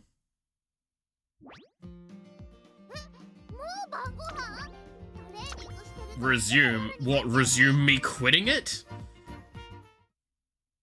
What? Game.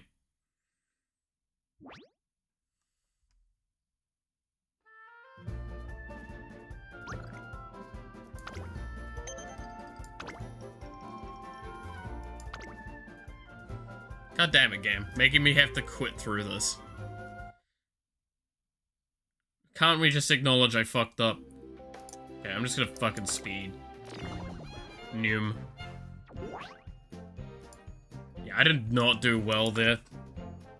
More stamina, more wit, a little less speed, maybe?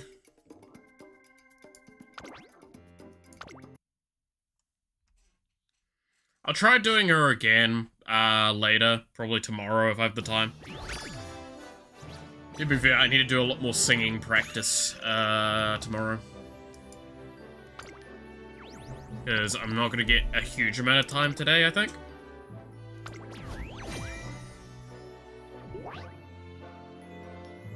Because we got to do singing for the next stream. That's how we're going to start it. Gotta love it.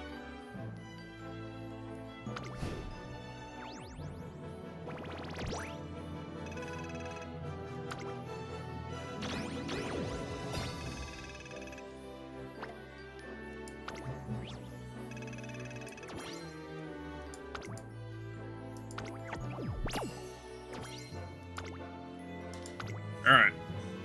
Oh. No, I don't want to do that right now. No, I don't care right now.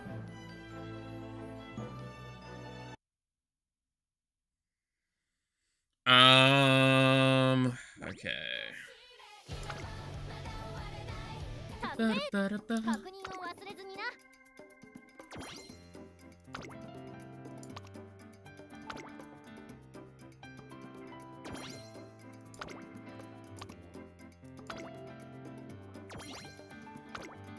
Ooh, 10k monies.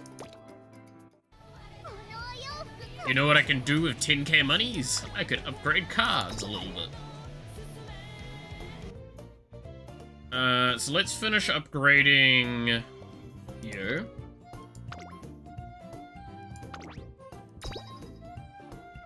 Because then we get the bonus. Cute plus cute equals question mark. And then I can upgrade this one a little bit as well.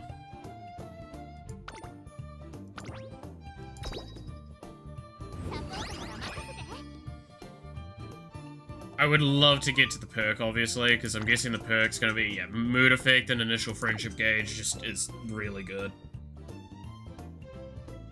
Let's do 2 quick rolls, and then I'm gonna probably finish up for today here. Because there's not really much of a point in me starting another run. And like I said, today's a day that I was kind of dreading because I was probably gonna have to finish up early. Or not early, finish up on a pretty more exact timing. And I think that's gonna come through a little bit. Wow, incredible.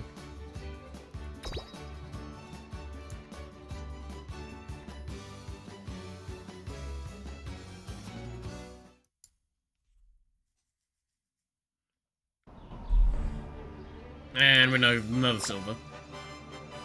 Yay. That's disappointing. Oh well. Oh. Yeah, no, I want to give Tack in another shot, because I feel like I just didn't do it justice. I was probably a little too distracted in some regards as well. I openly admit to that. So, with that being the case, thank you so much for watching. I hope you enjoyed. You're awesome, stay awesome, and I hope to see you again next time. Remember, we're doing karaoke at the beginning of next time. Bye!